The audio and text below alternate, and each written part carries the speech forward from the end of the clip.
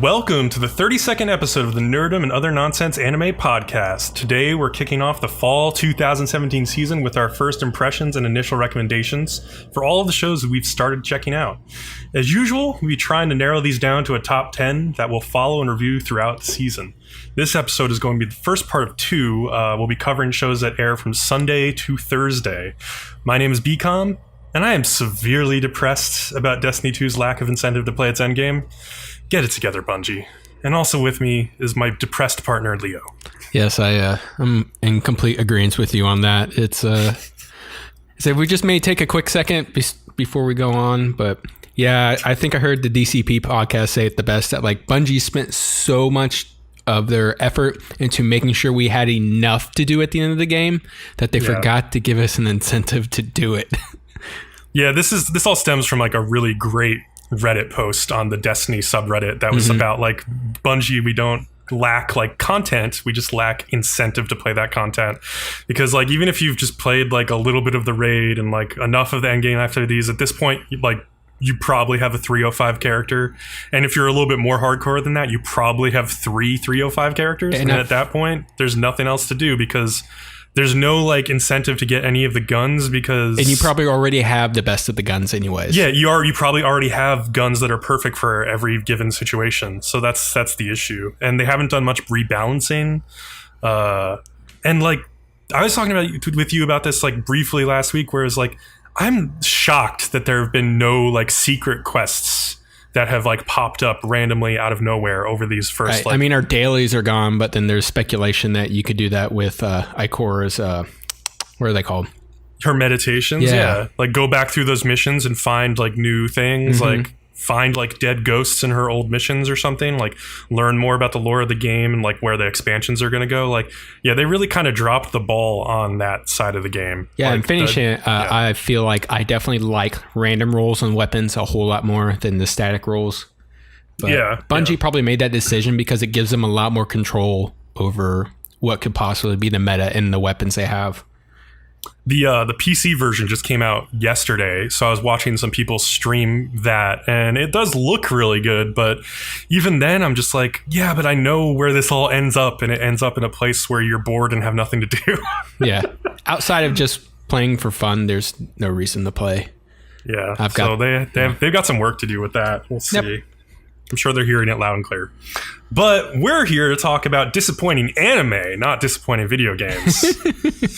So I thought we should start it off with Sundays, and well, you picked one of the best. Let's start this shit off right. First show, A Sister's All You Need, aka fucking cancel anime forever, airing on Crunchyroll. The Japanese title is Imoutos Irebai. The source is a light novel. Its studio is Silver Link, and the director is actually like pretty well known, Shin Onuma, who's directed like F, A Tale of Melodies and Memories, Kokoro Connect, Rakudai Kishi no Cavalry, Watamote. I really like Watamote. And maybe most importantly, Fate Kaleid Liner Prisma Ilia in this case. So, yeah, for our reviews, like our little previews this season, we're going to do like more just like overviews than we've done in the past. So we'll just jump right into it. It's not going to be like minute by minute what's happening during the episode. Yeah, because I don't think the listener nor do we want to sit here for 4 hours for an episode. Exactly. We'll probably end up doing it somehow anyway, but hopefully we won't. But yeah, this show is basically Eromanga Sensei again. It's about a light novel author who is obsessed with imoutos and fetishizes the shit out of them.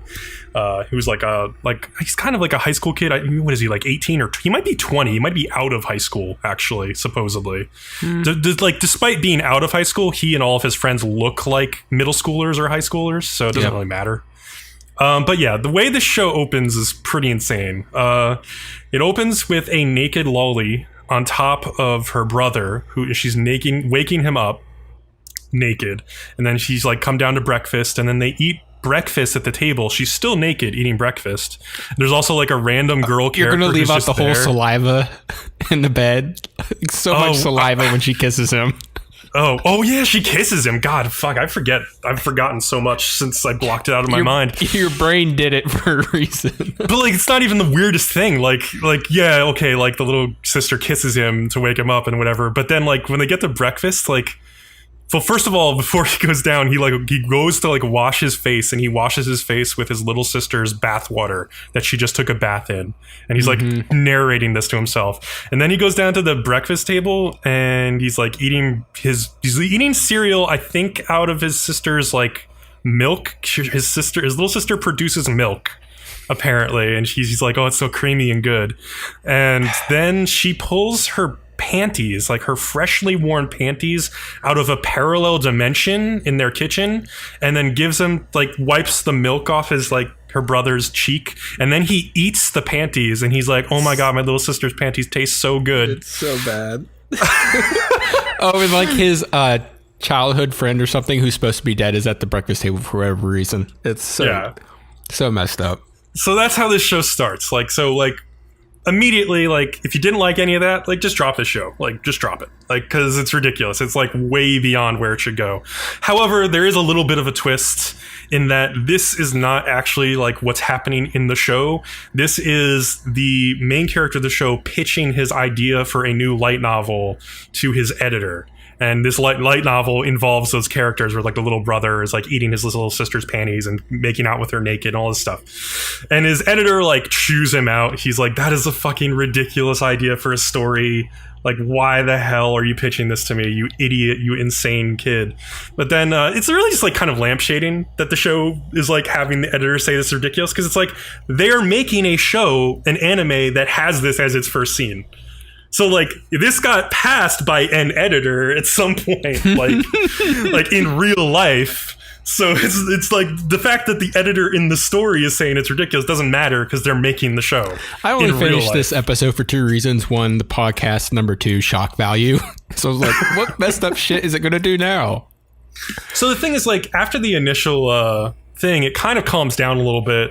Like, the light novel author kid goes home, and then he has a couple friends who come over. He also has a little brother who comes over and cooks quote, food. Unquote. Yeah, a little brother who looks basically like, you know, the trope where you draw a girl and call it a boy. That's what his little brother is. And like very cute Imouto looking little brother. And the little brother like cooks food, and then like the friends arrive, and the friends are like other like authors, basically like Aramanga Sensei.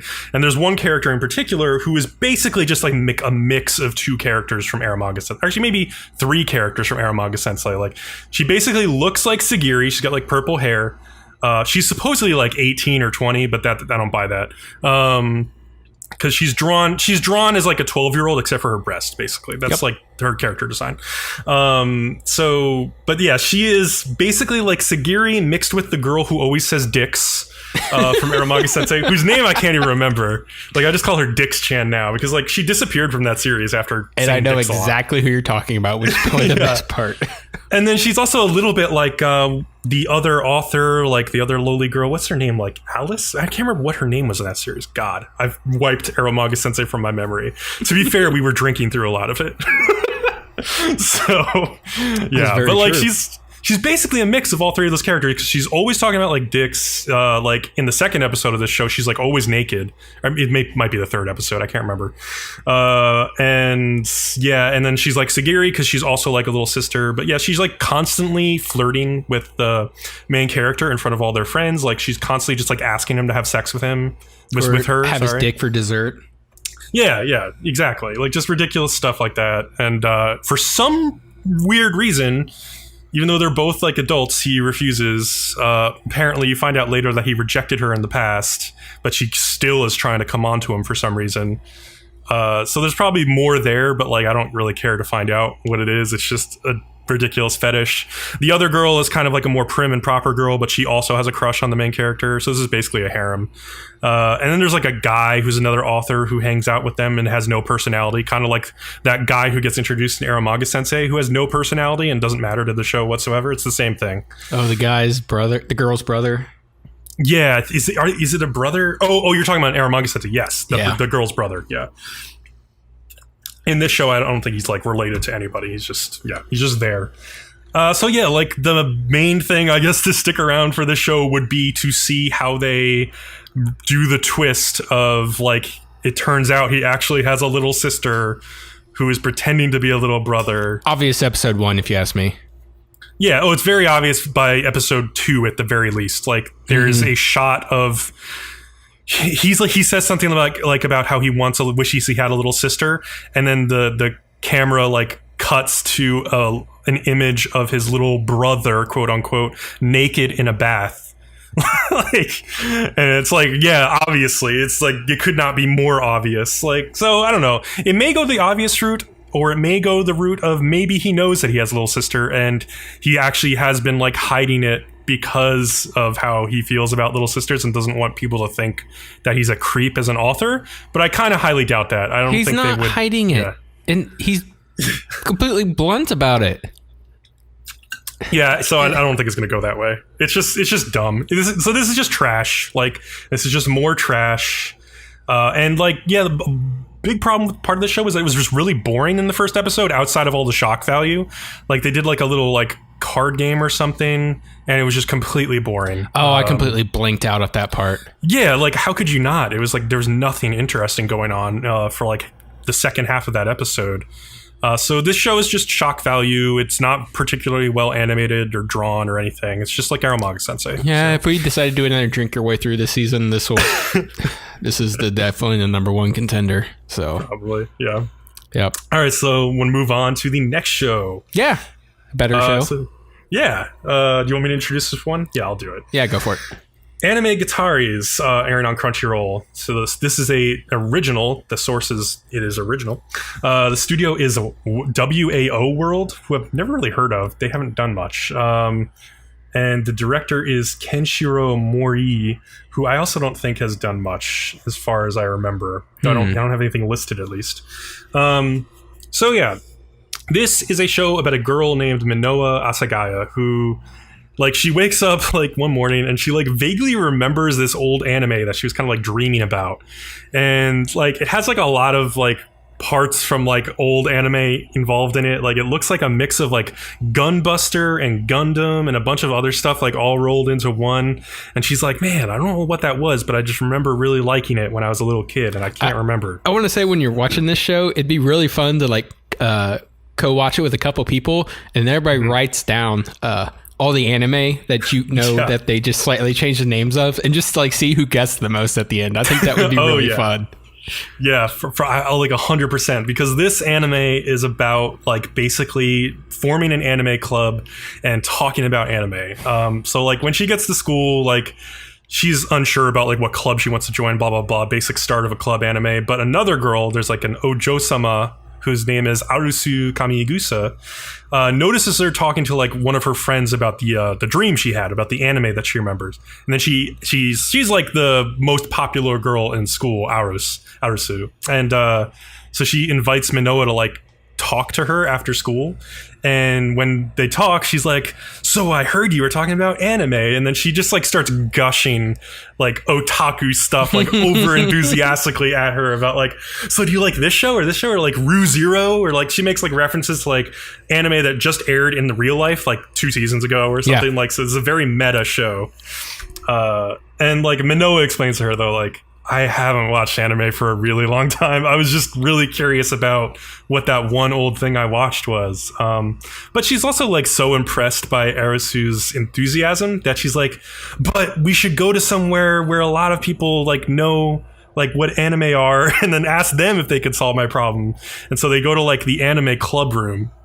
But Arisu, when they get there, they see that it's empty, and Arisu tells her, like, yeah, the club is inactive. I thought about, like, putting it back together, but we have to find more members. And then so, like, yeah, they basically decide, like, we're gonna find more members for this club, and, like, that's basically episode 1. And so in episode 2 they basically do that. They start building the club. Also, so there's, like, a little moment in episode 2 that made me really happy, and it's like Arisu has, like, a butler named Sebastian, who is just, like, a badass ninja butler who's, like, there in, like, a millisecond if she needs anything, kind of, like, thing going on.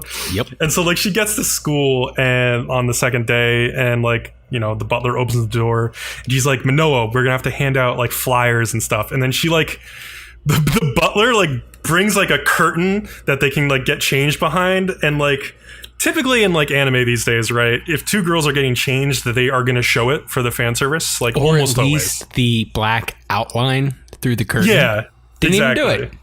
No, like instead what they did was like they had the butler do this little dance and thing like in front of like the curtain, and we just saw like their faces and like thought bubbles as they're like getting changed, and it was really funny. I was like, oh man, I actually appreciate that they did something different here rather than just like the typical garbage fan service. And then they do a Haru Suzumiya reference. Yeah, because they put her in the bunny girl outfit, which is funny. And then they hand out anime flyers, and like, so yeah, a bunch of kids who we briefly saw in like episode 1 and in like the OP and stuff, they start getting interested in the club.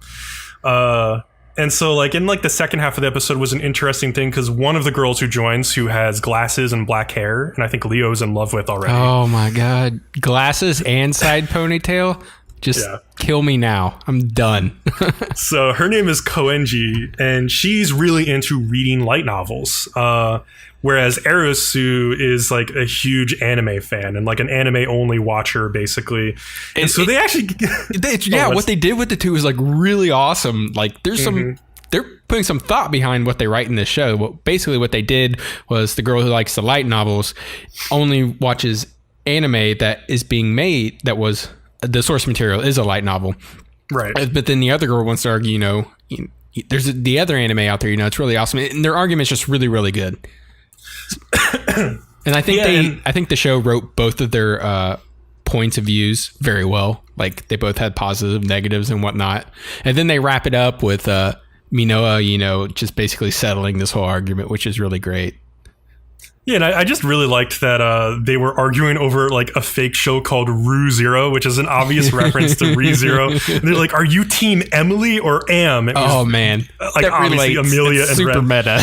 It's so meta. It's like I have seen these arguments on like Reddit and like My Anime List and like all of these places and Twitter like over the past year. So it's so funny that like they're getting represented in this show in a realistic way. And yeah, I love the arguments between like the light novel reader who like always almost prefers the light novel, and like, oh man, if you go into like the R anime discussion threads for a light novel show, it is always the same fucking thing at the beginning of the season, because it's like people who, the show is almost always typically like not like very good, and then the light novel readers will just defend it to the end. They're like, oh no, you wait like 10 volumes from now, it gets so good. Oh, wow. And like the characters are so developed, and it's like, yeah, no, but it's not going to happen. If I have to go 10 anime. volumes to get something good, it's not worth it. Exactly, it's not good then. Like it's not good.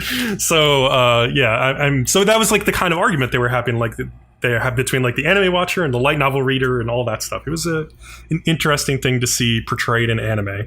Oh yeah, so there's also a talking cat that's behind a hidden locked door, just mysteriously in the room. And there's like a hat that Manoa like gets and like kind of like briefly takes over her brain at some point. So there's like a little foreshadowing of like some kind of like freaky magical anime stuff going on. Yeah, and only the scenes. cat talks to Manoa, so.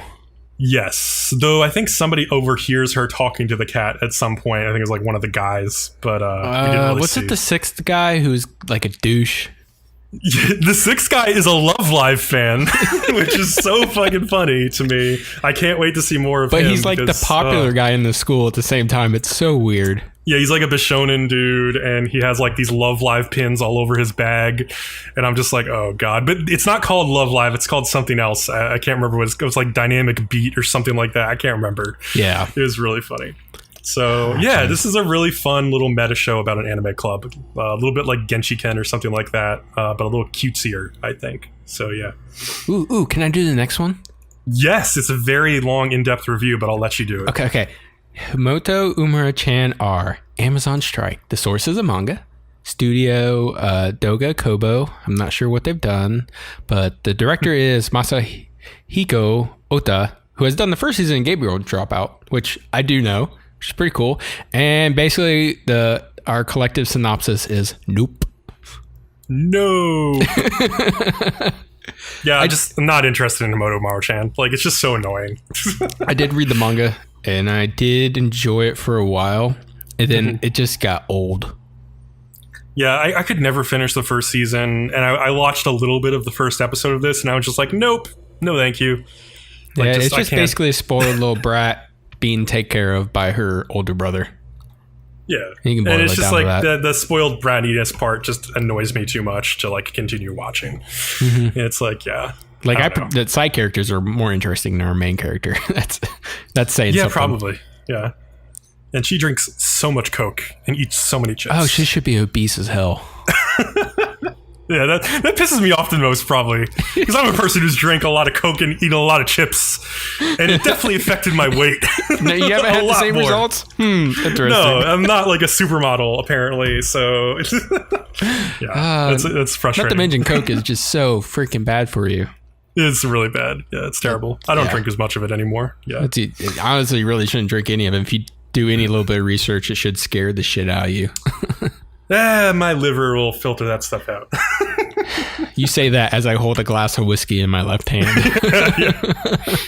So let's move on to the next show, which is slightly better than Himouto Umaru-chan. This one's called Children of the Whales, which is the Netflix show. So literally the only way you can watch this right now, unless you're in Japan, is basically illegally, because it's not going to stream anywhere but Netflix. But it is airing on television in Japan, so people will get the episodes and, sub them, put them up on streaming sites, essentially. So you will have to pirate to watch this show, which definitely goes into our thinking about whether we actually want to review it. Like Little Witch Academia was one of those where it was like, this show is too good to not review, so we had to do it. But this one, I don't know, maybe on the edge. The Japanese title is Kujira no Kora wa Sajo ni Utau. And the source is a manga. The studio is JC Staff, and the director is Kyohei Ishiguro, who directed Your Lie in April, which is promising. But he also directed Lance and Masks, which is not promising, and Occultic 9, which is like somewhere in the middle. But yeah, so this show is interesting. It's set in the this middle of a sea made of sand, like not like a desert, because it's like literally like oceans that move of sand. And there's like a small society of people who live on this thing called a mud whale in the middle of this ocean. The main character is a boy named Chakuro, who is basically like obsessed with writing things down. So they've made him like the archivist of this like small society. So he records their history, essentially. Did you say Chakuro? Chakuro, yeah. Is that Taco Bell's new quesadilla with the Kit Kats or Twix inside them? I have not heard of this. Oh, this you haven't? A real thing? Yeah, they have a quesadilla, and it's only at select places at the moment. But you can either get like Twix or a Kit Kat on the inside. Oh so. My god! Holy shit! Taco Bell actually has a long history of doing like weird stuff like this. So. Yeah, that's true. So you said that, and it made me think of the Choco Taco. So you see my train of thought where it went, but sorry to interrupt. Keep going with the anime. So our main character, Choco Taco, is the archivist of the society. And so in this society, there are people who are either marked or unmarked.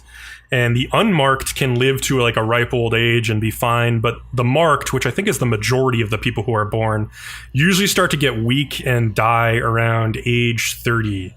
And everyone has this power they can use, which is called thymia, which is kind of like an inner chi that allows people to perform various types of like magical actions, basically.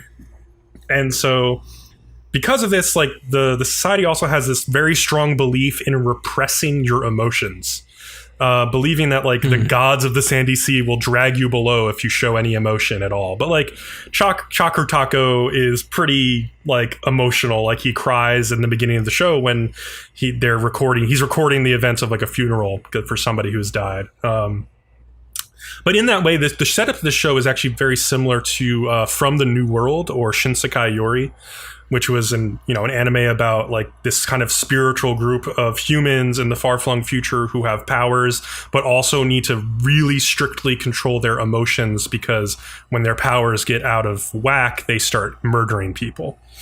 So in the middle of the episode, basically a driftland, which is like an island in the sand, moves close enough to their whale that they can go take boats out there and like explore it, essentially.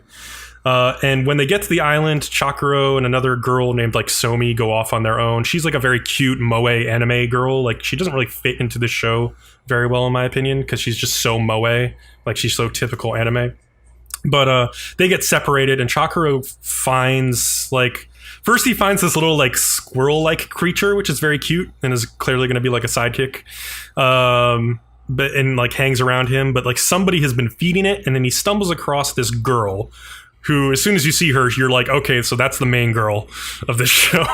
She's got purple hair, and like she's got like samurai swords by her. And he goes up to her, and she looks like exhausted and like kind of like knocked out. But she wakes up when he approaches and asks if she's okay, and then she like goes to attack him with a sword, but he like stops her, and then she faints and like falls on top of him essentially. And so he takes her back home, and like she's like, I found a person on the island, and everybody's like really freaked out because like I guess they weren't even sure, like most of them, if there was actually outside civilization beyond their mud whale. Though I think some of the elders of the place are aware that there are other people out there. But they've been hiding that information, it seems, from some of the normal, like, younger kids. But, like, when she comes to, they start calling her Lycos, which I think is a Greek word for wolf or something like that. Sounds kind of like it would be, maybe. Yeah. And because she says she doesn't have a name, but it's embroidered on her shirt. So that's why they start calling her that name. And she's like brought before like the elders, and Chakuro like spies on this because it's like a closed session. But they basically ask her like, where did you come from? Were you dispatched from like the mainland or something? And she's like, she keeps saying like, I lack that knowledge. I lack this. I like that. I lack that. And they come to the conclusion that she's this thing called an apathoia, which is like another Greek word meaning like apathy. So, but she's basically somebody who does not have emotions. At all, essentially. So meanwhile, like the B plot of this episode is that there are like some people like on this mud whale who don't want to conform to society. So they're basically criminals, and they're kept in the bowels of this mud whale. And they, for some reason, they can't use their thymia powers there. So like that's why it's safe to keep them down there. But like they go down to release a few of them who have like served a long enough like sentence, I guess. And like one of them is this man named Oni, and when he hears that like they found a new girl, he like kind of like rushes up to that meeting, and he kind of breaks in there like right after the elders figure out she's an apathoia, and like he grabs her and like jumps out the window with her and grabs Chakuro as well. So like he grabs both of them, jumps like hundreds of feet down, like uses his thymia to stop them. And he's like, look, I'm gonna go back to that island, I'm gonna take her with me, and we're gonna figure out like what's going on in the outside world. Do you want to come with me? And Chakuro, who's like insanely just curious, is like, yeah, I'll go with you. So they all, that's how the episode ends. They all go back to the island. So yeah, this felt extremely like From the New World if you've watched that show. I also really liked the ED. It's got this like really calming, beautifully sung song by this new artist I haven't heard of called Rionos. And it's just like this cute song sung over like images of endless oceans of sand, but it's just really nice. And yeah, like the show intrigued me, but yeah, unfortunately it's on Netflix. So I don't know if we're going to like cover it. Maybe Leo, have you haven't watched this first episode? No, I have not. Right? I need to, and I definitely will before we record the second part. Yeah, I was gonna say before we record the second part, I'll watch like the next couple episodes, and you can watch the next couple. And like if it's so good, if we love it that much, maybe we'll cover it. But yeah. I think it's an interesting show to watch. Oh, I didn't mention there's some pretty beautiful background art as well, done by like a pretty good background artist who has done like, I say pretty good, he's like pretty legendary. He's done like Castle of Cagliostro's background art, and like a bunch of other like famous things like Madoka Magica's background art. So yeah, expect some good looking background art. But should we move on to the next show and the next day, Mondays? We do Mondays. So this one is a quick review. This show is called UQ Holder, which is airing on Amazon Strike.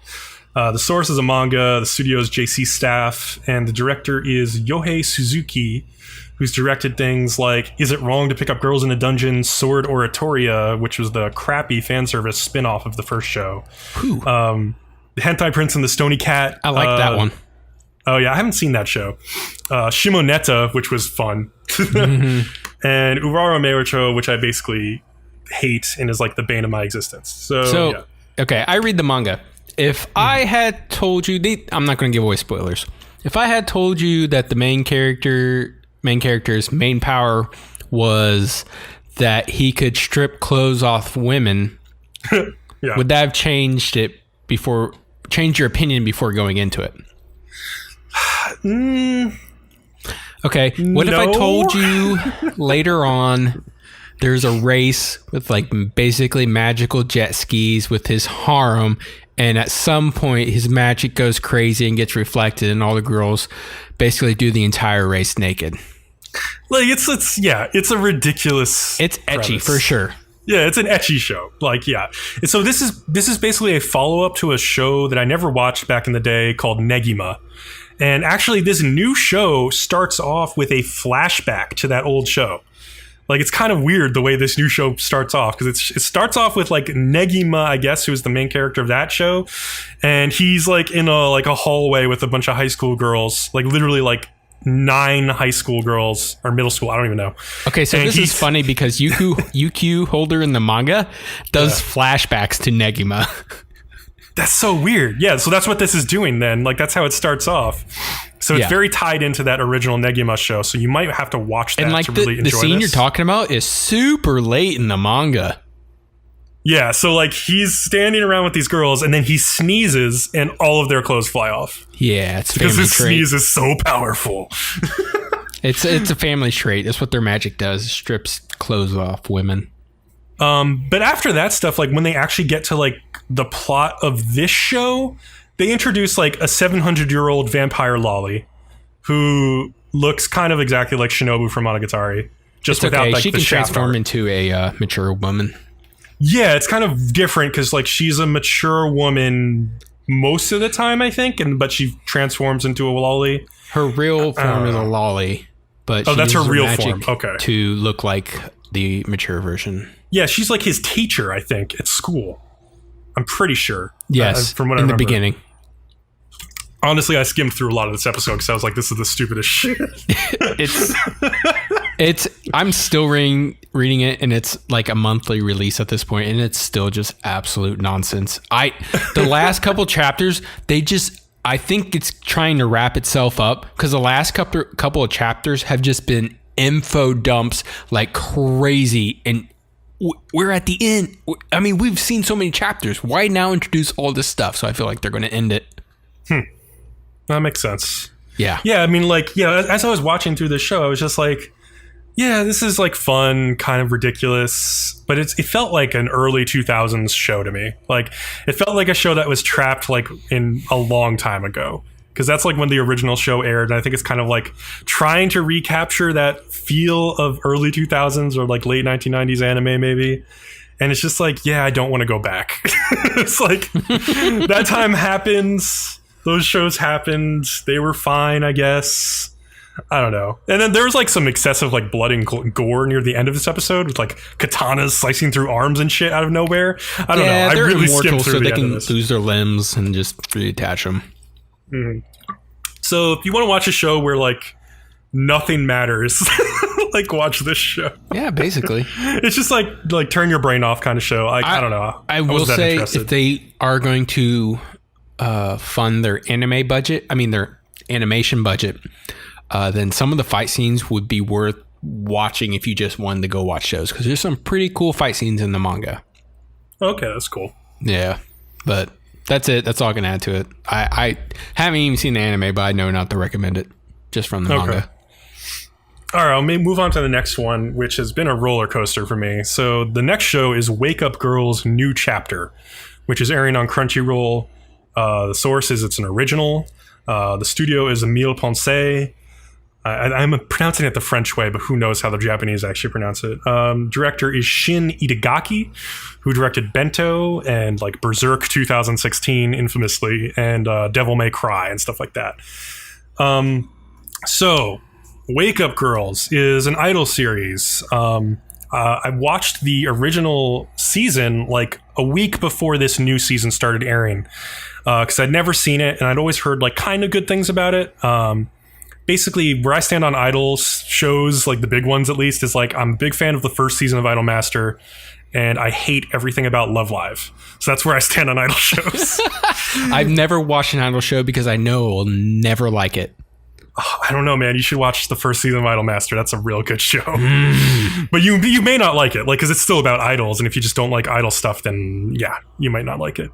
Okay. But Wake Up Girls is somewhere in the middle of those two shows, but the first season was very much like an Idolmaster show, both in style and in content. And a lot of that had to do with the fact that the people who made the show, like the animators and everybody, were Idolmaster people. They had come off making the first season of Idolmaster, and then they went to make this little side project.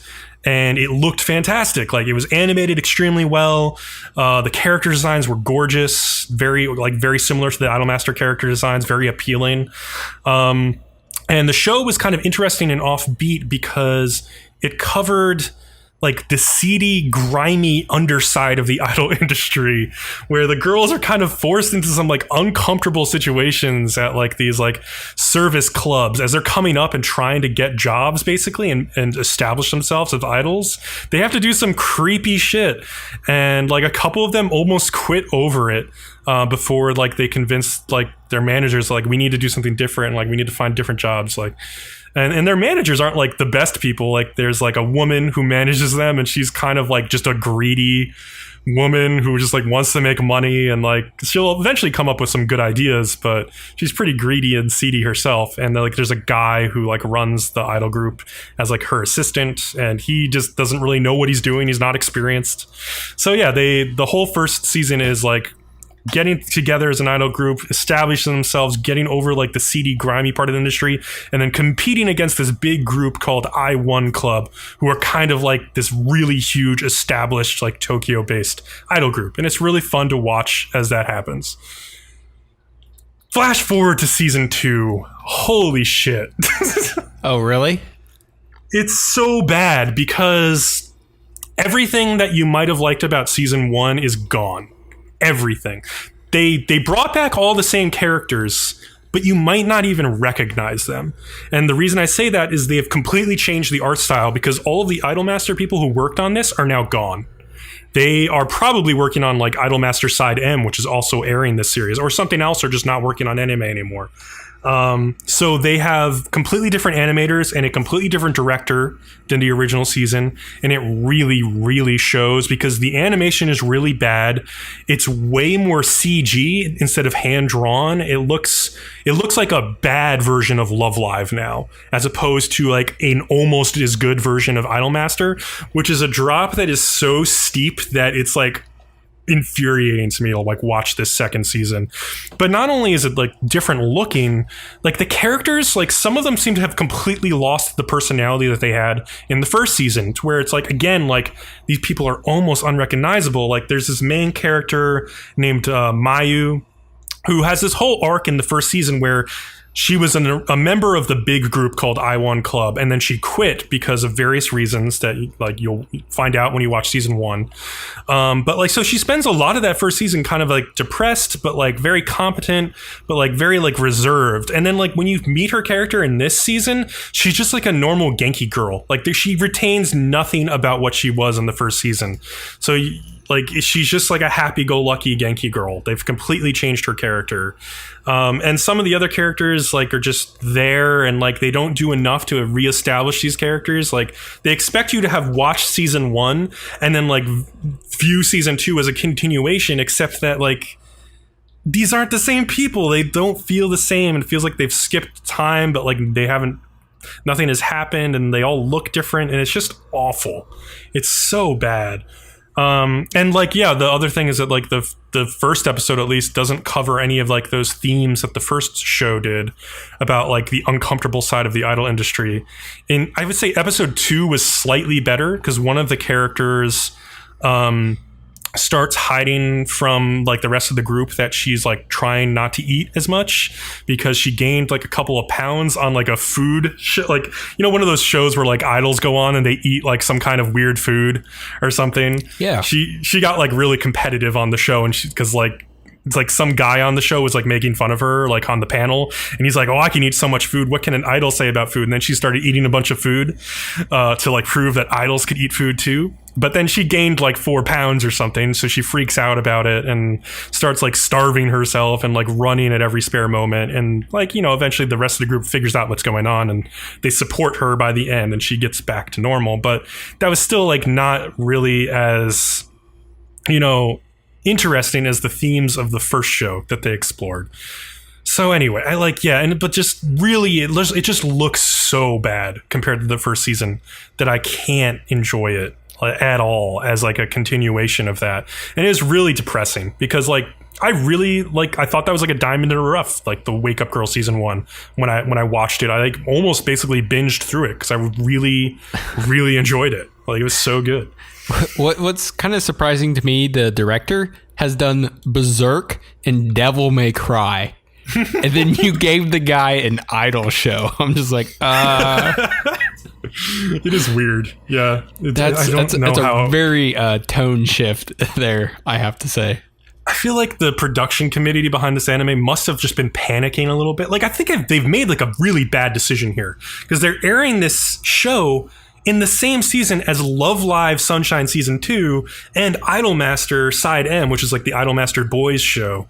Those are two huge, they are the big, huge idol franchises. And then Wake Up Girls has always been like a third rung, like, oh, it's kind of cute and kind of good, but it's not like a mega selling franchise like these other two.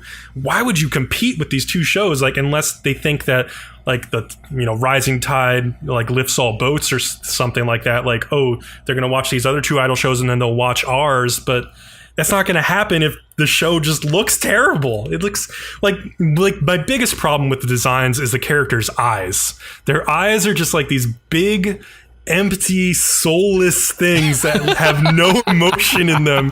And if you go back and watch like some clips from the first season, it's like their faces were so full of emotion and expressiveness. And man, it's just, it's like just seeing like a cash grab like this. And it's not even going to work as a cash grab though, because it's just so bad. Yeah. The other interesting thing about, idea to definitely air the same season as some other idol shows. So for sure, that's just bad. I feel like bad choices 101 right away. Yeah, I could go on about this show, but like there's nothing more to really say. It's just so disappointing. All right. Let me introduce our second show, and then you can take the synopsis from that. Here, I'm going to turn my volume down. You already know what I'm going to do.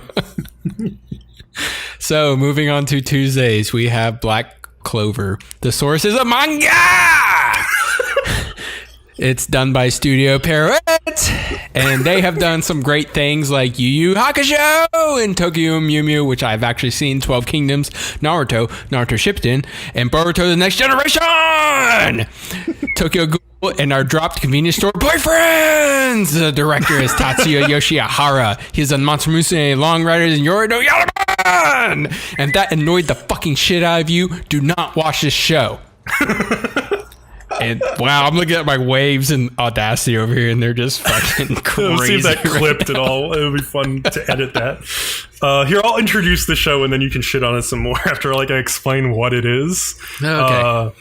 It's so sad that like one thing can just ruin a show. Oh man, it's so bad though. Like so everything I've heard about Black Clover leading up to its release is that like it was supposed to be like one of the next big shonen shows. Well, like, yeah, okay. So Studio Parrot, which is why I listed these specific shows, the big shonen shows: Yu Yu Hakusho, Naruto Shippuden, Boruto: The Next Generation. Tokyo Ghoul wasn't as big as I thought it was going to be, but. It's still pretty big, though. It crossed over to a lot of people. And I believe the 12 Kingdoms has, like, a really big cult following, right? Yeah. Okay. So, like, yeah, but this show is just... It's straight up Naruto again. With, like, maybe, like, people say it's kind of crossed with Fairy Tail. But, like, the problem with the show is that it has the most annoying protagonist I have ever seen in a shonen. Ever. So the way the show starts off, though, is that Naruto and Sasuke... Oh, wait, sorry. Their names are Asta and Yuno. My bad. Are their childhood friends who want to become the Wizard King. Oh my god! And so they are granted grimoires when they're 15 years old. And you mean Yuno's, you didn't mean Hokage, did you? No. Wizard King. Okay. Wizard King, yes. Okay. Yuno is the calm and collected one, and he's typically just more impressive than Asta, who is the brazen main character and so Yuno is gifted a 4-leaf clover grimoire at this 15-year-old ceremony, whereas Asta gets nothing at first, and it's like, what? I guess I'm just not worthy, and yeah, but he's like very determined. But here's the thing about Asta. Leo was doing, he constantly screams like every line in the first episode. Every single one of his sentences starts out as, "So do you think I could be the whatever Hokage?" Even in a casual conversation, it's every single line. It's horrible to listen to. It just rips you from this show as you're watching it, because you're like, what the fuck? Yeah, he'll do like the screaming thing. And see, the thing that's interesting, like if you watch some of the compilations of his screaming from that first episode on YouTube, and it's the thing I noticed when I was watching the first episode initially, is that like one of the things that's annoying is like I don't always hate screaming characters. It's the way that he screams though. Like, and specifically like the pitch and tone of his screams is always the same. Like whenever he screams, he ends on the same like musical pitch. Yeah. Like so and it'll end up with and then he also does this. The other thing he does is like this one that sounds like a revving chainsaw, where he'll go like God. It's so ridiculous sounding. So I wrote this note, and I want to know if you agree with me, but I would prefer an entire cast of Beatrice from Princess Principal over I totally this agree. guy. 100%, yes. That would be way more tolerable. It was so off-putting that like I actually think so. Funimation is doing a simuldub of this, and I'm just like, this may be like one of the most important dubs they have ever done, because this show is completely unwatchable with the original voice acting. Do you think Funimation will stick with it, or will they actually listen to the community? I don't know. I won't know if they've put out the first episode of the simuldub. I haven't read the manga. Is he like written that way? Yes. So apparently what people have said about the manga is that like you don't notice it as much in the manga because like it's written down. Yeah, but, like, you're making the voice in your own head. Yeah, every line he says has an exclamation point at the end of it. So I guess you could assume that he is kind of like yelling, but when it's in a manga, you don't have to hear it. When it's in anime form, it's like, oh my God, please kill this thing. So he has like a straight sugar drip, and like he's just going to die of diabetes any day now. I mean, Jesus. And so, yeah, his voice actor is this person named Gakuto Kajiwari, and this is his first voice acting role.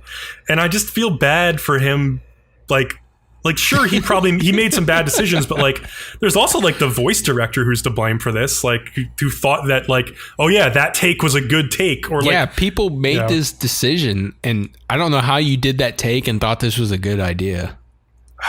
Yeah, I don't know. Like I watched a little bit of episode 2. Actually, I watched all of episode 2, and like it does calm down. They do like a flashback episode in episode 2 to like when Asta and Yuno were kids.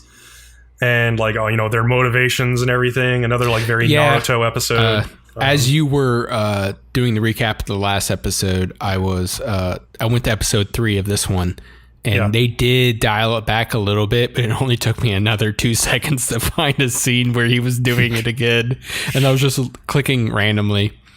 But like it was really funny to me because like I saw all this on Twitter. I saw you talking to people about like this main character's voice, and I'm like, oh man, it's that bad. And I watched it, and I was like, you guys did not trash talk it enough.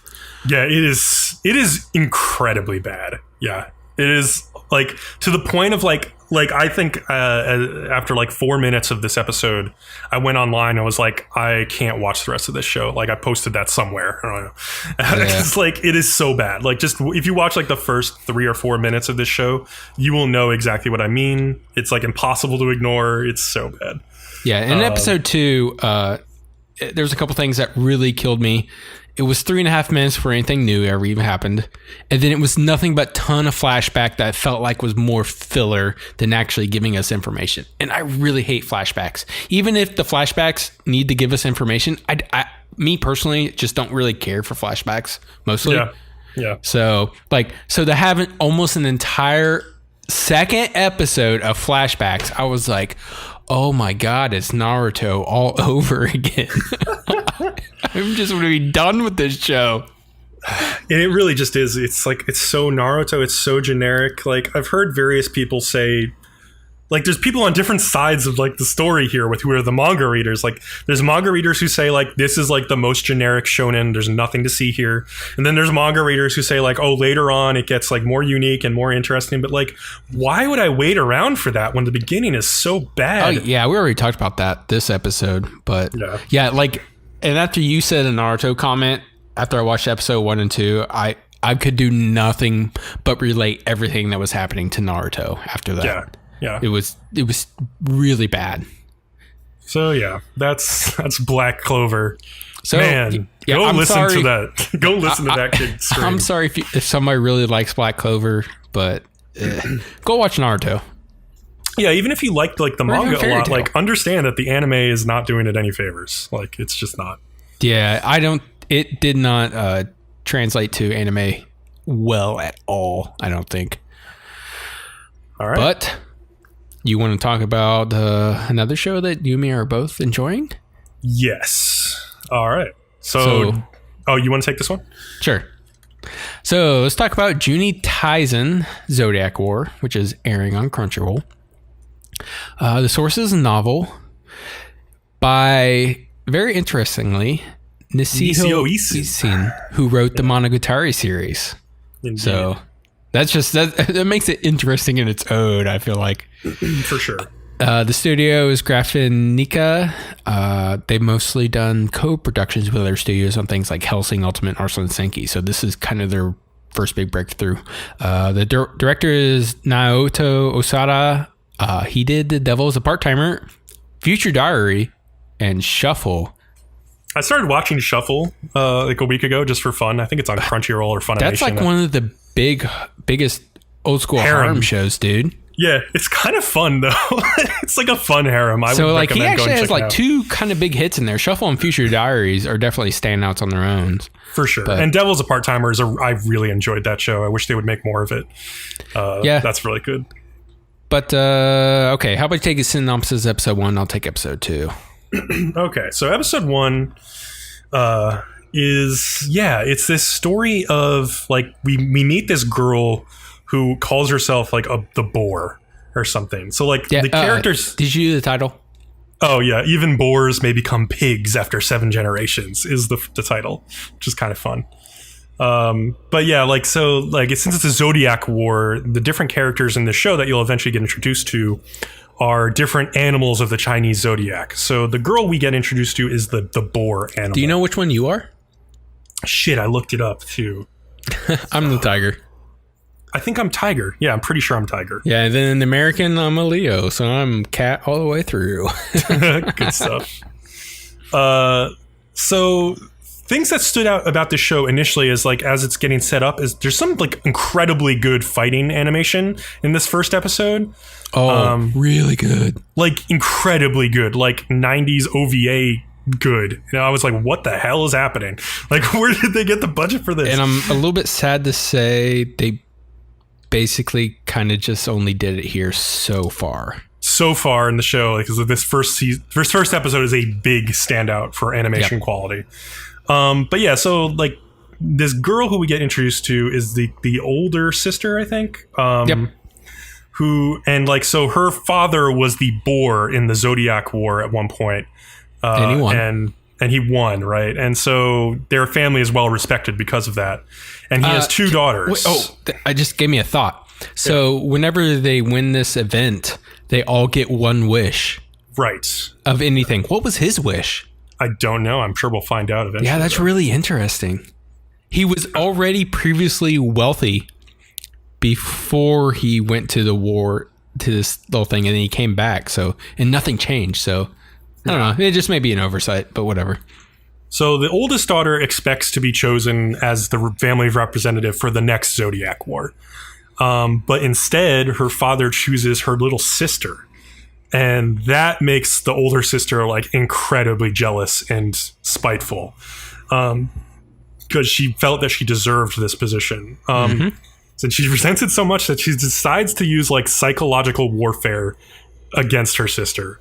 And her sister, we've already seen, has like this proclivity for like killing and torturing animals. So she might be like a little crazy to start off with. Like she's not like a saint in all of this. Yeah, she has like no remorse about killing it, anything as of yet.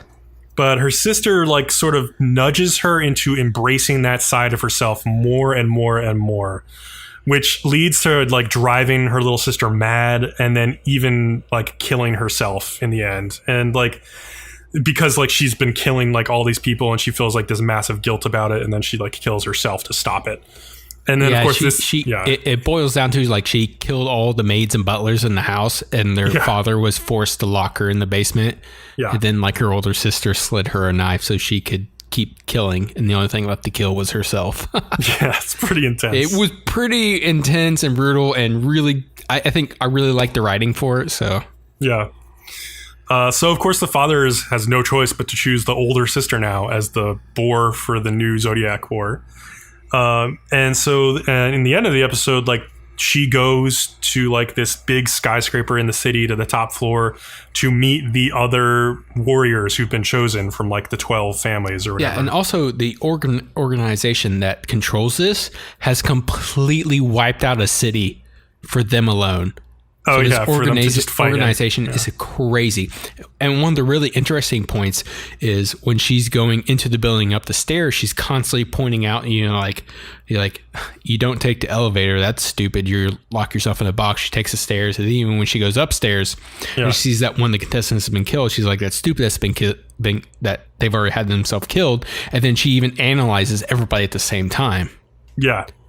She sort of analyzes everybody else. And then like the person who's running the whole thing comes out and like talks to them for a little bit and basically tells them like the rules. He says like clap your hands. He claps his hands and nobody claps their hands. It's kind of weird and awkward. But he's like, you all need to take this jewel made of poison. You take it like orally. And if you do nothing, it will probably kill you in 12 hours or less. And the only way to get the antidote for the poison is to win the battle royale. So yes, like, so this is a fight to the death between these 12 people, and like they can't stop. They have to fight each other or else they will die. But then at the end of the episode, like the floor kind of explodes open from underneath all the people who are standing there, and they fall down, and the boar kind of gathers herself like she's gotten separated from everyone else. But there's a character who is a rabbit. There's this guy who is basically almost completely naked, except he wears like high heels and he's got like a little like something on, like Speedo. Wait, does he have high heels? Yeah, he has high heels. I'm pretty sure. He has like shorty shorts with suspenders and rabbit ears. Yes. And like a huge big furry tail, like a big fluffy tail. But he's kind of insane, and he immediately murders the boar. Like shoves his sword into her chest. And I will say that when this happened, this is basically like the cliffhanger of episode 1. I was like, there's no way she's dead. Like, there's no way. They spent a whole episode in like developing her character. There's no way they kill her off for the whole series. But if you want to take it away with episode 2, yes, I was in complete agreement. And then we go into episode 2 called Tricks Both Mongrel and Foul. And they start off with her dead. Yeah. They actually just killed this character who they built up. So they just killed this character that they built up. And even at this point, I'm like, she's faking it, right? Yeah, me too. Like, and like she does kind of come back as like a zombie at some point, right? Yeah. Like, so what happened here was there was another character that was killed at the beginning, and that was by the rabbit guy, and he was like screaming around with his sword with the blood on it. He's like, I didn't kill her, and she's like, yeah, you did. But anyways, everybody has a special ability. What the boar's special ability was like unlimited reload. Like she never has to reload her guns because she was carrying like 2 very large machine guns. Turns out the rabbit's ability is necromancy. So what he had done, like it did the really cool animation from the last scene or like she was going to battle him and like she planned the whole thing out in her head, but she didn't realize he had necromancy. So basically he reanimated the other body and it just grabbed her from behind so she couldn't fire. So that's why he got his machete in her chest. So they start the second episode with him like reaching into her chest and pulling out her little jewel poison thing. Right. And it's brutal. Yeah, it's pretty gory. Yeah, so that kind of solidifies she's dead. 100%. Yeah. So then after this, I'm just referring to everybody as their animal because it's easier. The monkey and the rat hide away in the sewers for now, and we find out it was the monkey that blew up the floor because she had predetermined that if something went awry, that was her escape route. At the time, she had sensed somebody was about to make a move and blew up the floor. Her deal is that she has ended countless wars through her negotiating tactics and might be a participant in the Juuni Taisen because she wants to end it. That's her main goal. Everybody has like little weird things tacked to their names. Like the monkeys was like killing through peaceful ways, and the chickens was like killing through pecking and stuff like that. So it turns out the dog and the chicken team up for a bit, and the dog plans on betraying the feeble acting chicken in the end. She's a very attractive female, but she's like in this like gaudy get up as like a chicken with feathers and stuff like that. Yeah, but they team up together, and her special ability is that she can communicate with birds, and that's how she found him. This episode does a really big backstory into the dog. So you feel like a formula coming on with this show. So we get a lot of backstory in the dog, and his special ability is that his body can produce poisons and he can infect people with his bite. The two decided to deal with the rabbit first and go on their way. The rabbit seems to have seen the boar off on her own, and she disappeared from the chicken who has been tracking him. What did I say? Oh, the other people have disappeared. I'm sorry, the rabbit guy disappeared, but the boar is like, sluggishly walking through the streets. And the dog decides that the boar is probably a distraction and the chicken will appear, not the chicken, the rabbit will appear when somebody goes to eliminate the boar. Dog decides to play the guy at his own game, and he bites the chicken in the arm. He says he's injected her with a drug that will temporarily bring her out all the power she possesses.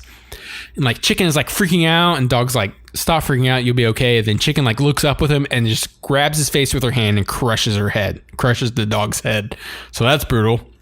Yeah, so basically to me, like the chicken was playing like the rooster, whatever her name is. She was pretending to be weak the whole time. Yes. Like to lull him into a false sense of security. Touches on that. Yes. Oh, it does. Yeah. But I thought it was clear at the end of episode 2 though. Like when she turned on him, I was like, oh, she was playing him. Yeah. She just going to episode 2 that I've already said that the chicken was playing the dog. She knew he had that specific ability to make her stronger. Right. So she played him the whole time. Then there's a quick little scene where like the ox and the horse confront each other, and the ox is supposed to be like the strongest out of everybody, the favorite to win in the subway system, and we just see the ox attack the horse. There was nowhere near as much flashy animation, but there was also no action scenes. So yeah, I agree. Like it wasn't as flashy, but I think the character designs still like carry this show, especially like the monkey girl. Like I really liked her animation like throughout the episode, and just like all the character designs are like really strong. They really stand out very well. Hopefully, we'll see more of that crazy animation from the first episode. I also want to say the tiger girl was in this episode very briefly, and it just basically showed her walking the streets looking for the ox. Yeah. But then she got distracted when she saw like some like lunch meats in a window or desserts in a window or something like that. Yeah, all the characters in the show are kind of ridiculous. Like you can't really take them too seriously, I would say. Yeah. But it's fun. It's like just a fun little battle. It's a very fun battle royale, and I'm totally behind it. And they've had being written by the author of Monogatari, there are basically no lolis in this show, which surprised me. And like not much fan service either. Like I was like, okay, is this really the same writer? Okay. All right. Real quick. Which is best girl? So you got the chicken, the boar, and the tiger. Well, I definitely don't like the boar at all. I kind of like the monkey girl the most at this point as a character.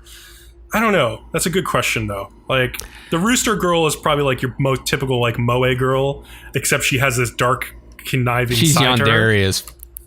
Yeah, so that's kind of interesting. Maybe I'll be more attracted to her as the show goes on. I don't know.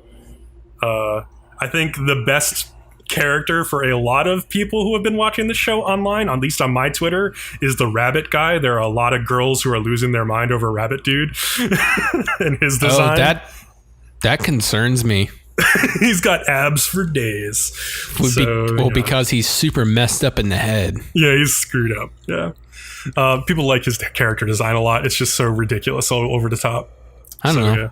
Yeah, it is over the top, which is really cool about him. But I don't know. I felt like they would prefer either the ox or the horse, because since the horse is like basically the Rock Johnson of this world, and the ox is like your very attractive Spanish guy. Oh yeah, he's kind of like a matador or something, like a bullfighter. Yeah, his style is definitely matador. Yeah. So yeah, it's an interesting show. I've enjoyed watching it so far. Like, I think it's way better than the other Death Battle show, which we'll cover in our second half. Actually, no, we're covering that in a little bit. King's Game, when we get to that. Oh, it isn't Thursday. All right, let's move on. You take it. All right. Food Wars, the third plate, airing on Crunchyroll. This is the third season of Food Wars, or Shokugeki no Soma, San no Sara. The source is a manga. The studio is JC Staff. They're doing a lot this season. And the director is Yoshitomo Yonetane, who directed the first two seasons of Food Wars. Long story short, if you like Food Wars, you will keep watching this show. Like, it's like a shonen, obviously, about like people who cook competitively, and it's very over the top, and like when people taste the dishes, it's kind of like Iron Chef, that old Japanese TV show, which I love so much. But like the people have over the top reactions to how good the food is, and their clothes typically will like fly off, and they'll like basically semi-orgasm when they eat the food, and it's hilarious and it's really fun. Yeah, and they do it both male and female, and yes, and from reading the manga, they may do more male than female, I feel like. So like, yeah, but that's just the effect they're doing. The manga is like really amazing, so I'm glad to hear they're doing a third season. I'm not watching it. I know the outcome to everything. I've already seen all the beautiful food, so it's not that appealing to me. But basically the setup for this season is like the second season ended like a long tournament arc, and now they're back at school basically, and the main character Soma is going to finally start trying to chip away at the elite 10, which is like the top 10 students, like the top 10 chefs at the school. And so like the first arc involves like this event at the school called a moon festival, where a lot of outside people are invited to the school campus to eat like food that characters prepare for like the festival, and the characters have to like run their own booths or like their own little restaurants, and like they have to turn a profit or else they get expelled.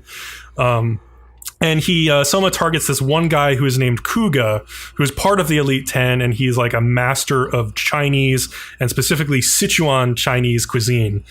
He's like extremely good at making mapo tofu, which is insanely spicy tofu. And Soma basically goes up against him over like the first 4 episodes this plays out. So it's like one long arc. The other interesting thing about this third season of this show is that one of the main voice actresses, Risa Taneda, who voices Arina Nakiri in the show, had to take some time away from the anime industry because she had like these medical issues going on with her throat.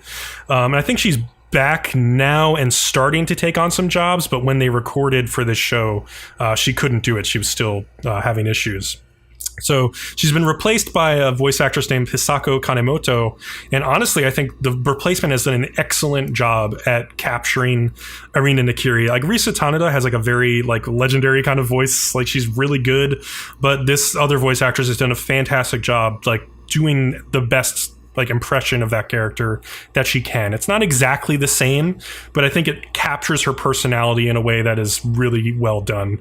So I don't think you'll really even notice it like a blip on the show, which is something I was worried about going into this third season. Beyond that, it's basically just more Shokugeki no Soma. I wasn't particularly impressed with the new OP, which is a little disappointing. But the ED, which is by like one of my favorite artists who does a lot of like OPs and EDs, NaNoWriMo, was pretty solid. Like, it's not as good as some of like the Spice ED from like the second season was fantastic. One of the best EDs. It's not as good as that, but it's still pretty solid. And yeah, like this basically follows the formula of like Soma like coming up against like a really strong competitor, figuring out like what he needs to do to change about his cooking to surpass him. And like that's just basically how it goes. But at this point, though, he has a lot of friends who he's made, both at like the Polar Star dormitory at his school, and also among like dormitory. Yeah, and also like among like the chefs that he's battled against in the tournament arc. Like he's got a bunch of friends who are willing to like help him at the drop of a hat now. So it's like him, his own powers, his own abilities, but also like the influences of all of his friends helping him out that push him to be like the best at this point. So it's fun to watch. It's a fun show. But I will move on if you're ready. Yeah, we do Wednesdays.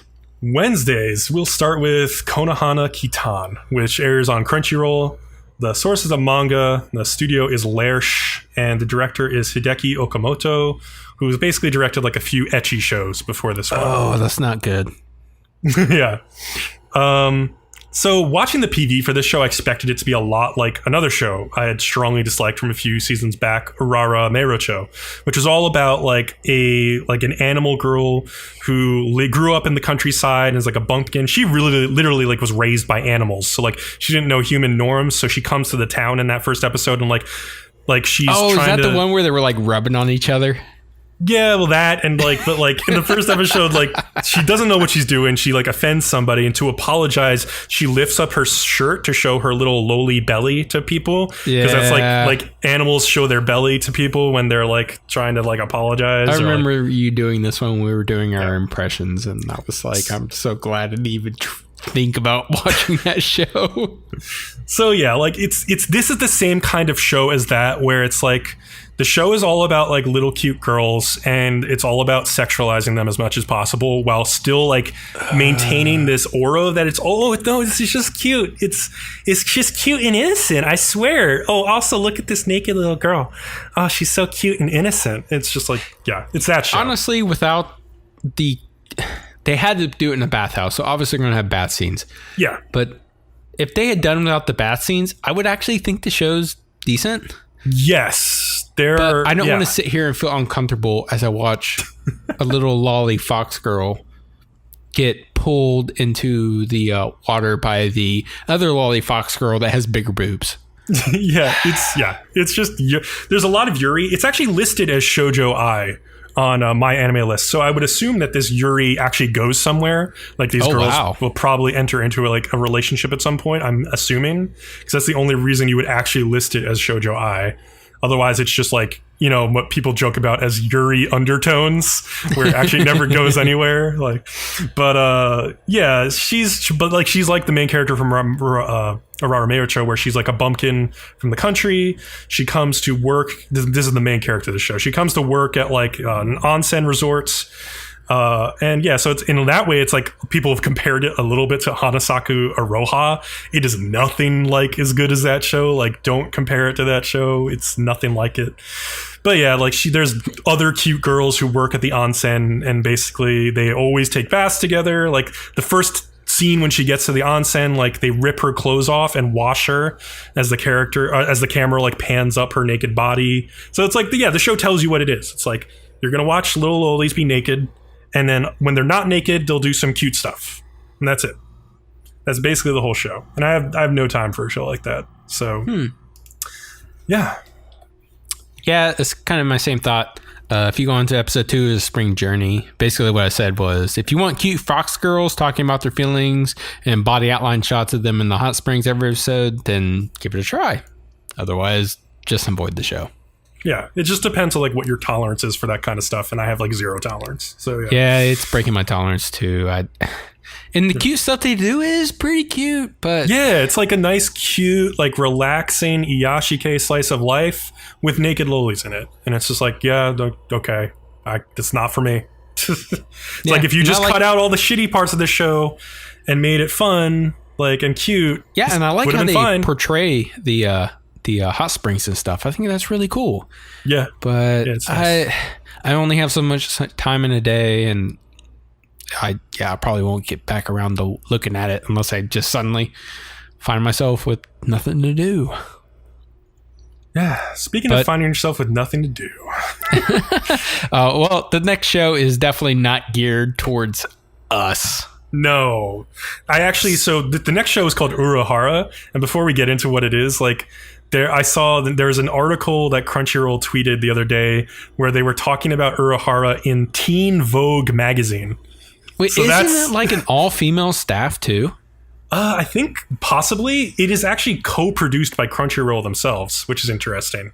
Yeah. But it's like an anime about like Harajuku, which is like this area of Tokyo that has this very like cutesy, kitschy fashion style to it, with like lots of like bright pinks and pastel colors and like eye-popping stuff. Very cutesy. And so like it makes sense that they're like pushing this from like a fashion angle for like teenage girls. So that's who this is kind of aimed at. Yeah, it's clearly aimed at girls. Yeah. The source is a web manga. The studios that are co-producing this are like Shirogumi and EMT Squared, who, whatever. The director is Amika Kubo, who is a first-time female director. So yes, there's that influence right there. And like, I was kind of interested in the the first episode. So it's like these three high school girls. They work at a store called Park in Harajuku, and they're kind of obsessed with cute stuff and creating new and interesting fashions, basically. But like aliens invade Tokyo and like the rest of the world, and they start sucking up like Independence Day like style like buildings, and like they attempt to steal Earth's culture and use it as their own. And the girls like decide to fight back and defend Harajuku by using their imaginations. But yeah, the show had like no clear direction to it besides be as cute as possible and go wild with like pastel colors. It's not fan servicey or anything. It's definitely like not trying to attract like a male audience with like fan service for sure. But like it had very limited animation, which is what stood out. Like it's definitely trying to like focus on background art and like cute pastel stuff and have that like serve to like draw people into the visual style. But like as somebody who watches a lot of anime, you will notice that the animation here is just so limited and barely there. Backgrounds tend to be really not good at all. Yeah, there's like Extremely some that basic. are okay. Like their shop looked nice. But then like I was watching episode 2 before we recorded this podcast, and like there's some scenes that it's just like on other shows you would consider these shots to be like incomplete. Like they just didn't finish drawing this. Like it just looks that bad. So yeah, and like after the first episode, the girls, like I was like, they need like a clearer mission. And so I kind of skimmed through episode 2, figuring, because I started watching episode 2 and I was like, this is so boring. This is not for me. Like I can't get into this.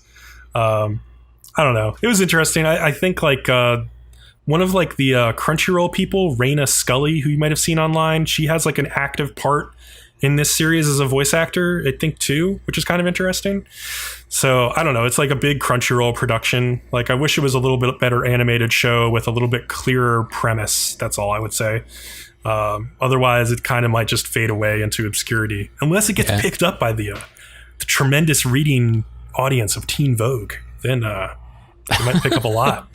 I don't know. Yeah, because Teen Vogue is known for their large female anime audience. But yeah, my thoughts on episode 1 was like I felt it was kind of like randomized and it didn't have much of a direction. Yeah. So, and then I didn't even watch episode 2 because you said something like it's not even worth our time. And I agree with you after watching that one. But yeah, I'm ready to move on. I don't know if I am, but you can take this one. Okay. This show kind of, depending on where you look, has 3 different titles. You have your English, and then you have your English, Japanese, and then your Japanese. But the one we're going to go by is My Girlfriend is a Faithful Virgin Bitch. Before going with the rest of the titles, I would say Bcom and I had a discussion about like, this is going to be our next drink our way through. Yeah. Yeah. And then after we watched the first episode, we both were like, not that bad. Actually, yeah, it's not like, bad. not that bad at all, actually. Like, yeah. So the other title is My Girlfriend is Shobitch. And like then the shoujo Japanese bitch was what that stands for. Yeah. Yeah. Japanese title, Boku no Kanojo ga Machi me Seguriru Shobitch Naken. Source is a web manga. Studio is Dio Media. They have done things like Okume no Riddle, Fuka, A Hoe Girl, and Squid Girl. But they did this with another studio called Studio Blanc. And they have done Ro Kyobu and a bunch of LOL, which I think is a bunch of LOLs playing basketballs by the look of it. It is, yeah. Okay. It's terrible. Director is Nobuyoshi Nagayama. His first full series director. He's done like episodes. He's never done the first full series. Yep. So, episode 1, no, don't open it so wide. Yeah, all the episode titles are pretty fantastic. So first off, this show is about fan service. So if you hate that stuff, don't watch it. There you go. Yeah, basically. Yeah, but if like me on the other side, you prefer the occasional anime that wears fan service on its sleeve, then this is pretty fun. But our main girl character is a very well-endowed girl who's absolutely naive when it comes to relationships. For some reason, she way overdoes her aggressivenesses into misunderstandings about relationships. A lot of the time come from anime tropes. For this, I like the show. They take an anime trope and they just run with it to do like a really great gag or something like that. And then also our main guy has a female childhood friend. Of course, they're just running with tropes. He uses that trope to her complete advantage. She specifically is like, I'm the childhood friend. And then he also has a cute younger female, also well-endowed little sister with a cat ear hoodie who dots on him. This show is just going bananas with the tropes. And yeah, what I liked about the first episode, sorry to cut you off, is like the main girl, like the main character or whatever, she's kind of interesting because like she's over the top and like aggressive and stuff, but like she's kind of thoughtful. She's trying, like when he asks her out and she says yes, she's like, if you're okay with me the way I am, and like the way she is like very analytical about trying to figure out what he likes, like what is his fetish. Like she just assumes that he's gonna have like some weird like sexual fetish, and that like she wants to serve that fetish like as best as she can. Like she'd been reading manga and like this is what guys like. Like exactly. Like it's really fun though. Like they're doing a good job of taking like tropes. Like this is only going to appeal to like people who've watched a lot of anime. Yeah. And they're going to get these jokes. And they so far between episode 1 and episode 2, they've been good. Well, the thing is, so I was after episode 1, I was worried about the childhood friend character and especially about the Himouto character. And I'm not because how well in episode they did. 2, my worries were definitely raised to like a higher level with the Himouto. Oh, really? She rubs her vagina camel toe against a broomstick. Yes. I was a little bit interested by that scene. My intro line was, first off, this show is about fan service. Yeah, I know. Okay, yeah. I'm but just like saying. Do they have to do it with the Himouto? God. But whatever. Yeah, it's all over the top fan service. That's what the show is about. It's like it's kind of a little bit like Shimoneta, where it's just like getting like really raunchy like all the time. I will say about the if we had been podcasting, character, I would have definitely, if we had not made it into our list, would have made Shimoneta one of our locks. Oh yeah, that season. That was a fun show. I mean, the pussy juice rainbow. Give me a genius. That girl was fucking terrifying. It was so great. Oh man. That was a crazy show. And then this is kind of like that. It's very fun. I'll say like I don't like the childhood friend character that much because like she's just constantly like over the top flirting with the main character, but it's kind of funny. What I do like about her is she gives him lots of like back hugs where she comes up behind him and like hugs him with her big boobs. I haven't seen episode 2 yet, which I will before we make her. Well, she does that a lot in episode 1 as well. But no, she doesn't. Yeah, she comes up from behind him and hugs him in episode 1, like the first time you see her. I think. I'm pretty sure. He she jumps on his back. Okay, I just remember her cat-eared hoodie and her having a little bit bigger than usual boobs for her short size. So yeah, like the Imouto is like, she's just like a fetish Imouto character. Like she's got like long like bumblebee colored stockings and a kigurumi cat thing. And yeah, but knowing what this show is doing, like seeing her, I was like, of course she's here. And you know, she's like your typical like Imouto fantasy for otaku, where she's like, oh Nii-chan, I want you all to myself. So the childhood boyish friend is doesn't bother you? The childhood boyish friend. Oh, like she bothers me a little bit. Like, cause she's just, she bothers me a little bit just cause she's like so tropey. Like, but like, I feel like I like this show how she's just for front. the main girl. Yeah, but like, she's also just like, I don't know. And she knows what she is. She's like, I'm the childhood friend. Get with me. I think it's in the second episode that she kind of like, helps the main character out on a date a little bit. Like she gets the main kid and his girlfriend to go into like a photo booth with her, and like she's like, aren't you glad you got to take pictures with her? Like she says to him like quietly afterwards, because he thinks she's just being really annoying and pushy, but like she was like kind of helping him out, which I liked that aspect of her personality. But it's a very tropey show, but it's also kind of funny. Like that's where I'm at with it. Like it's enjoyable enough at this point because of the two main characters, especially because the main guy is not that annoying. Like he's not completely oblivious or anything. Like he's pretty rational. Like so you can kind of like understand where he's coming from with all this. Though he's kind of indecisive, and he does let like his childhood friend like hang all over him right in front of his new girlfriend. And like his little sister, he allows that stuff to go on. So like he's benefiting from all of these girls throwing themselves at him, and he's not like saying no to any of it. So you know, but whatever. All right. Yeah, I'm ready to do Thursdays, and I'm gonna go to sleep as you do the next thing. So on Thursdays, the new show is Tsuki ga Kure. I'm just joking. I made comparisons. I'm sorry.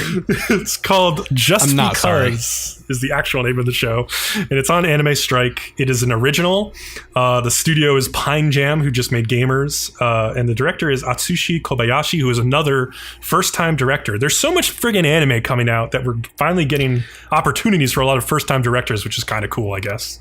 Yeah, it's cool, but it worries me that the studio has like one anime and then the director is his first time.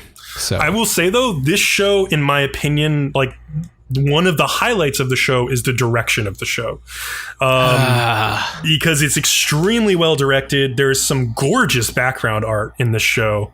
Like it's well directed in that like it tells you what all of the characters are about, and there's a lot of characters to introduce in this first episode. And like you see like things going on, like conversations with their cell phone, and like you get a good sense of like space on the campus by the end of the episode, where like there's two guys who are playing baseball, but then there's some girls who are in band club who are like standing on a bridge of the school who are like overhearing like stuff that's going on in the baseball field. And then there's like a photography girl who's like running around all over the place having problems of her own with her giant boobies. Yeah, and like really terrible hair. Like it's just like frumpy hair. But yeah, so the show is basically like about a kid who transfers back to a place where he used to live to go to like the final year of high school.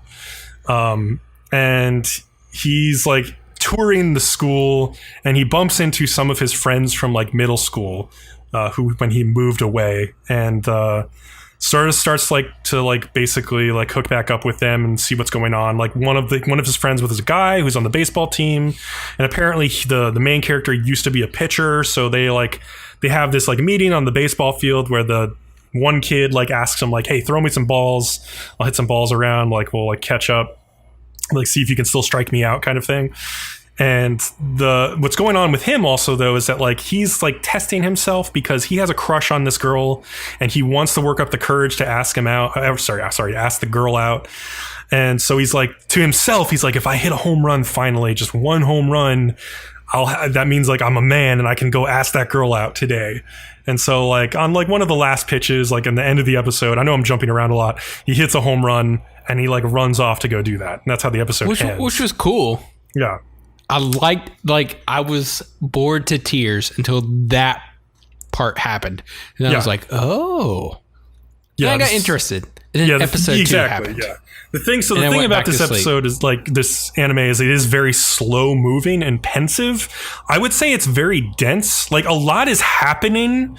Like if you pay attention to like what the characters are going through, I think this is another case where if you identify with the characters, like any of the characters in this anime, you might be very interested in it. Like I have a friend who like is like a person who really liked Tsukigakure, and like we've been talking about this show and we both really identify with it because number one, I identified like with the show like crazy because I played baseball in high school. I also was like in orchestra and like hung out with like band and orchestra people. So like these two people that are represented like in the show are like two of my friend groups from back then. I also hung out with like a bunch of girls in high school and middle school. And like in episode 2, there's like a conversation between two of the girls, how they're like, man, you know, I hated in middle school when like the whole atmosphere was like, if you steal my boyfriend, I'm going to like cut you kind of thing. And like, that was totally what my friends group was like in middle school. Like the girls got like really competitive over the guys who were in our friends group. But like, they're all in the final year of high school now. So they've all chilled out. They've all got shit figured out. They know what they're trying to do for the future for the most part. And so it's all about like just like closing up like lost opportunities and like maybe like figuring out if they want to like go out with those people who they've always thought about going out with. So it's kind of like just really chill and it's kind of slow paced because of that. But yeah, and that was my big point because like I related to Tsukigakure also, but for negative reasons because I'm like, oh my God, I'm bored out of my mind. I feel like a lot of the scenes have no purpose. You could cut them out. They would mean nothing. Yeah. I mean, like, I understand like where you're coming from because like there are some scenes that's just like, why is photography girl like a big character in this show? Like, does she even need to be in this show at this point? Like, she's kind of interesting. She stands out the most because she's set up as being important later on. Yes, but as of right now, she has zero purpose. And then like the other girls who are like the love interests have like very little personality. Like they're very low key.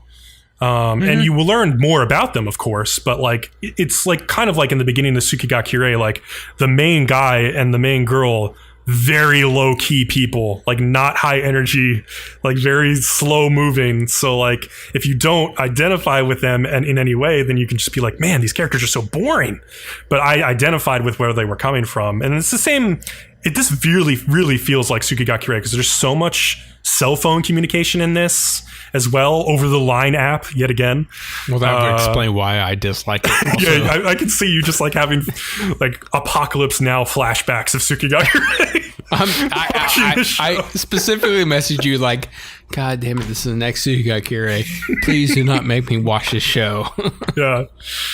But yeah, like it's like I would say it's somewhere like between Tsukigakure and like Suriduri Children, probably like closer to Tsukigakure, because it's like it's focused on various different couples, but it is like that slow, methodical pace of Tsukigakure, where it's like if you want to like just chill and relax and experience some like pretty like naturalistic dialogue, that it's not anime. Like this show is animated in Japan, but like it is not like an anime style story where like there's a lot of like weird goofy characters these are people who are acting like high school students.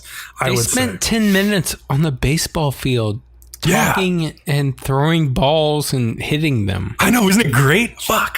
No, it's horrible. Exactly. Shoot my brains out. See, like that's where like we completely like are in an impasse because like I love baseball and I'm like I spent hundreds of hours on baseball fields with like a friend like hitting balls and like pitching balls to people, like, so it's like, oh man, I totally identify with this. Like it's totally me. Like I'm sitting here, I'm watching this and I glance over and I look and I'm like, I really like how my Saitama character is between Vegeta and Goku because he's more powerful than both of them. No shit, I should be watching this anime that's on my goddamn screen. That's how I view it. Yeah, no, I get that. I really do. And like, so I don't know if we'll end up choosing this show to watch. I will definitely watch the rest of it, 100%. Okay, that's fine. It's slow. It's very slow, slow paced. Like, I just like I don't even know where it's going. Like I have ideas about like where it's going to end up, but I'm not really sure because it is so chill and laid back about its plot. Yeah, and they're having conversations that like probably build on their history and who they are as the character. Yes. But I do not care. And yeah, like I think it's like the second or third episode I watched where they introduce a couple characters and it's just like, oh, these are part of these people's friends group, but like they don't have like a big introduction. I was talking to my friend Enzo about this, and like they just get introduced, and it's like, yeah, they're an established part of the friends group. Why would the show go out of its way to like tell you exactly who they are and their whole story? They just get introduced. There's like these two guys standing out of like a convenience store. By the way, the convenience store looks a lot better than the one in the convenience store, boyfriend. Ironically, I was getting ready to ask. I just want to say, like, actually, like I said it before, but the background art in this show is really tremendously fantastic. Like, if you take some time, like while you're chilling out and watching the show, to look at the backgrounds, like there's some gorgeous background art in this show. So the animation isn't like spectacular, but it's good enough, and the background art is like stellar. So, yeah, but as a story, you need. Yeah, you need more story. Like you need it to pick up. You need a story. I totally understand and I that. feel like it lacks. So, but if you want to like relax and just like chill and maybe just like I don't know, hang around, like this is a pretty good show. Maybe if you need to go to sleep and need something to slightly entertain you and put to sleep, maybe. See, I find a lot of nuances in their relationships that I can like connect to different people who I've known in my life, and so through that I enjoy the show. But like overall, it's very slow. I get it. Yeah. So you want to do King's Game real quick? Yes. So we talked about this. Yeah. But you want to? King's Game is on Crunchyroll. Japanese title is Osawama Game the Animation. Source is Nava. Studio 7, which has done, interestingly, I can't understand what my husband is saying, and good show. My wife is a student council president. And then you do like a gritty show like this. And director is Tokihiro Sasaki. Only other thing he has done is Hoshi-san and Marshmallow. Which, that show is funny. Like, I enjoyed it for what it was. Yeah, but then he's the studio and then him have done all this stuff, and they do King's Game, which is supposed to like dark and grim, and like, yeah, it's not even, the show's supposed to be messed up, and like, I don't even think it does well. I've read the first part of the manga, and it's not that good, so I'm not expecting anime to be good at all, and you're not, because you wrote. Yeah, it wishes. Sentences. Yeah, it wishes that it was Future Diary. Like it's got like people like getting orders on their cell phone to kill other people, and that's Future Diary. It's what it is, and it's kind of like the movie Battle Royale as well, like the live action movie Battle Royale. They even have like a photo of the whole class like standing together in the beginning of the show, and it's like that's the photo from the beginning of Battle Royale of the whole class standing together before they all kill each other. And the other thing is this show very much suffers from being in the same season as Juuni Taisen. Because Juuni Taisen is another death game, but it's way more fun than this one. So, by the way, the King's Game, if you don't know what the heck that is, it's kind of like Spin the Bottle, sort of, except like a more like elaborate version of that they play in Japan. So it's like a party game where you like pass around like notes with like a number on them or something, and like you tell like one person gets to tell another person what to do, but they don't know who the person is when they're telling them what to do yet, I guess. Anyway, so but like that's what this show is based around, the idea that like you have to go kiss that girl, and if you don't, you'll die. Like, and so just like fucking kiss her. Yeah, and it's like, yeah, like just fucking kiss me, like we're gonna die. Like, but it takes a long time for the kids to like catch on that like, oh, like all of these deaths that are starting to happen in our class are because of this game. I'm pretty sure that at the point where the guy in the park started to fucking boil pools of blood and then burst Yeah. would have convinced me. Yeah, I would have been like, yeah, I think something's going on here. Maybe I should just kiss this stupid high school girl. Jesus Christ. Right. So yeah, it's just really dumb. Like, so I could see watching this if it was like if you just like really dumb schlock. Like, that's all it is. It's schlock for shock. That's what I said. Shock value. Yep.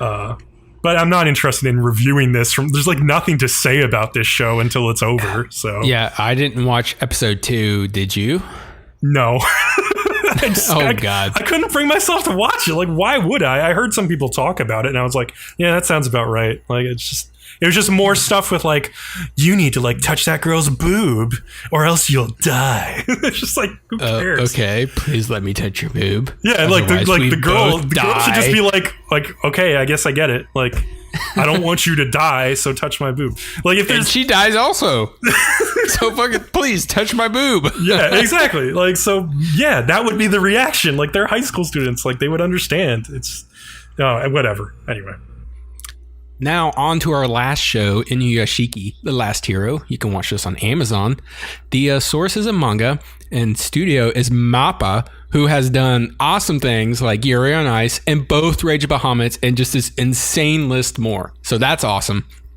Then it has 2 directors. The first one is Satoe Keiichi, who did both Rage of Bahamut and Black Butler, which are 2 really big shows. And the second one is a guy by the name of Yabuta Shuhei, who did Parasite, the Maximum.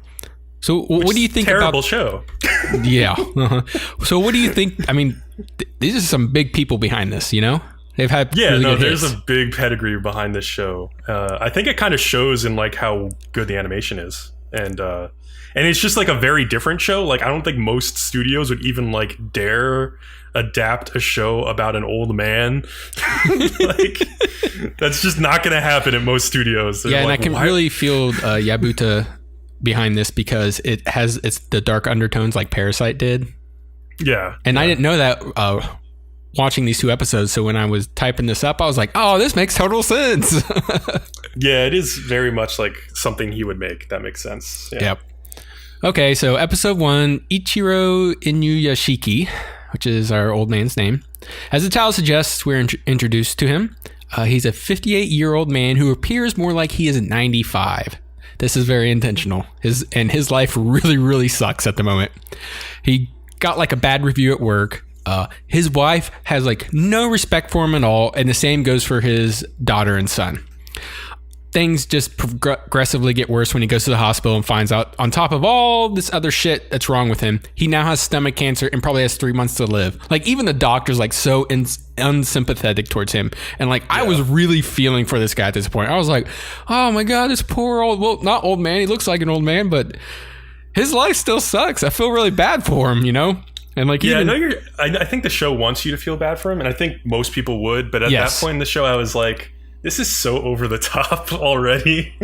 like everyone in his life hates him, and he has cancer, and the doctor even hates him. I'm like, is this like a comedy or something? I felt like it was crazy already. I didn't think it was over the top. That was really good. Mm-hmm. But then he's going back home, and he like finds a dog on the street and brings her back.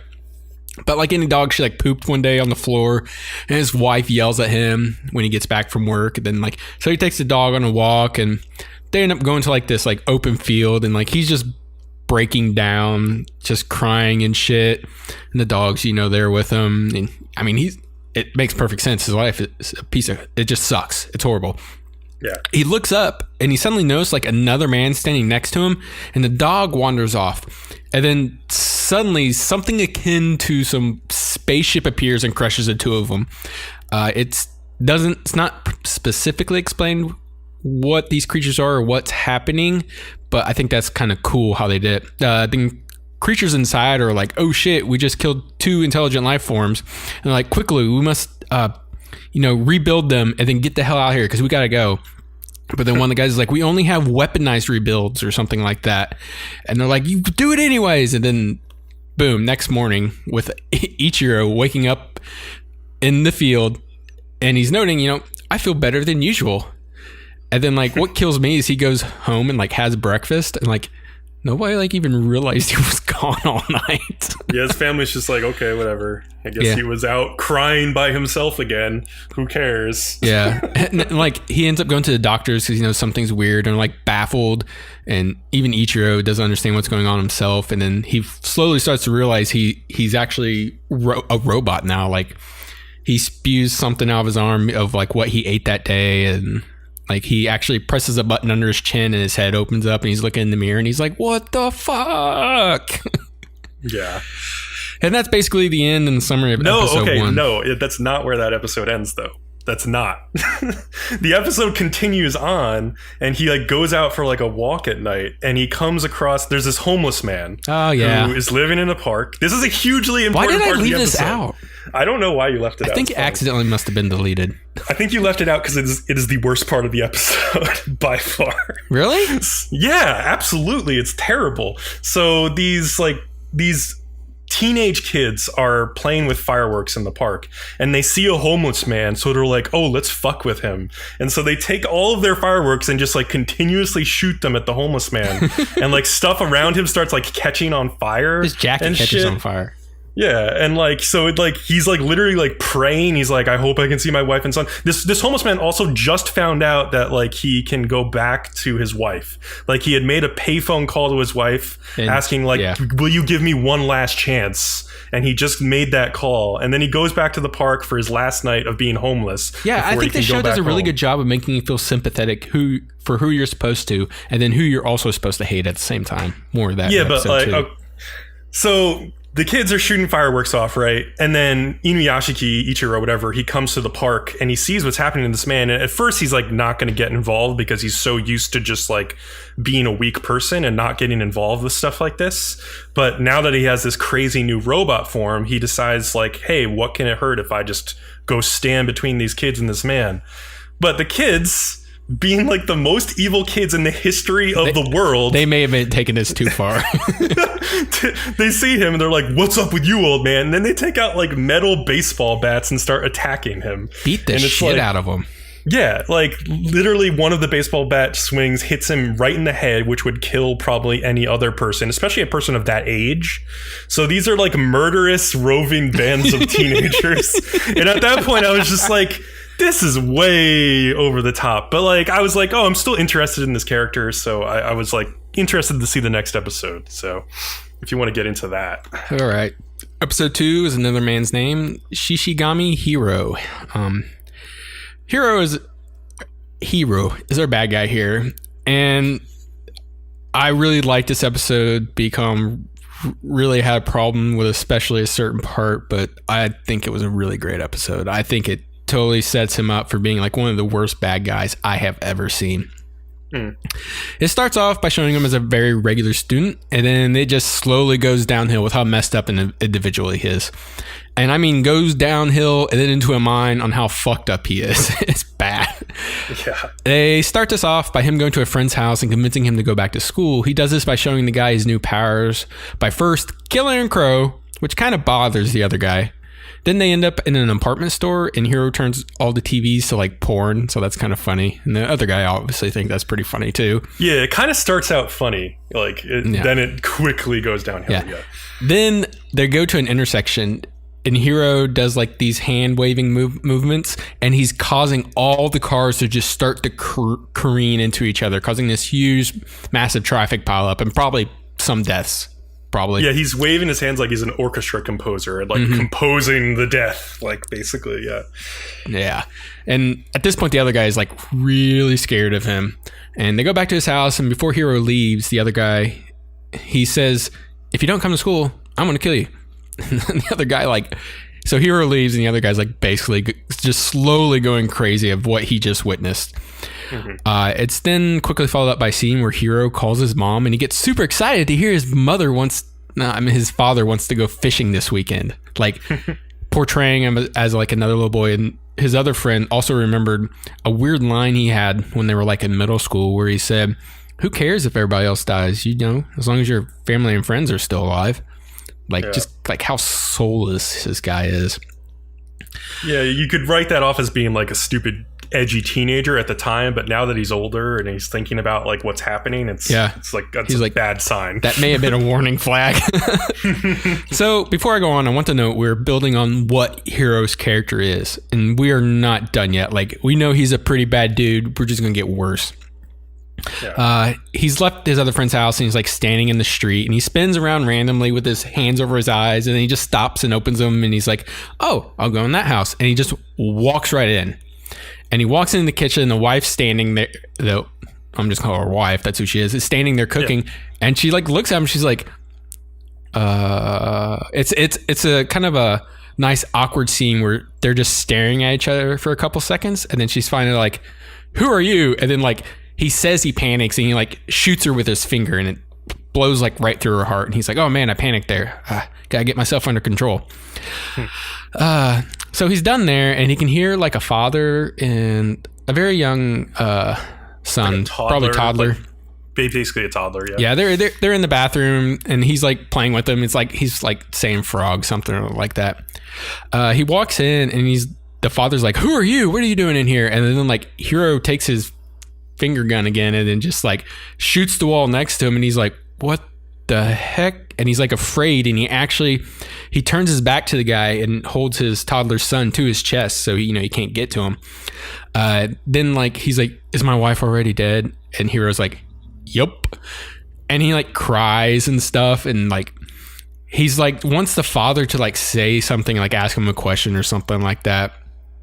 And they just talk for a minute, and like then finally at the end of it, he does something to piss Hiro off, and Hiro just shoots him in the back of the head. And before the next part goes on, I was pretty sure the toddler was going to die. I was almost sure he was going to shoot through the father and kill the toddler first, but that's not what happened. So he shoots the father in the head. You remember he has the toddler cradled in front of him, and he falls forward and drowns the toddler, and they animate the thrashing arms. And this whole time, Hiro is just looking on with like a blank expression. And I thought, you hated it, but I thought this was a really good scene to just show how evil Hiro is. So can you imagine this scene in like a live action American TV show? Absolutely not. Yeah, like the show would be canceled the next day, right? Like there would be like so many a crazy people would be up in arms outcry about from it. mothers, like the religious people in down south would just like murder the like showrunner. Like it just would not happen on TV. Like even in movies, like maybe in a horror movie you could maybe get away with it, but I think a lot of horror movies would probably shy away from this because you don't want to show like video of a toddler thrashing for breath under their dead body. Father into a bathtub full of blood that their father is leaking out of his body. Like, I understand the willingness to like make this villain seem like incredibly evil and somebody who has to be stopped no matter what. So you would have been fine if you didn't see the thrashing limbs. I would have been fine if there was no kid.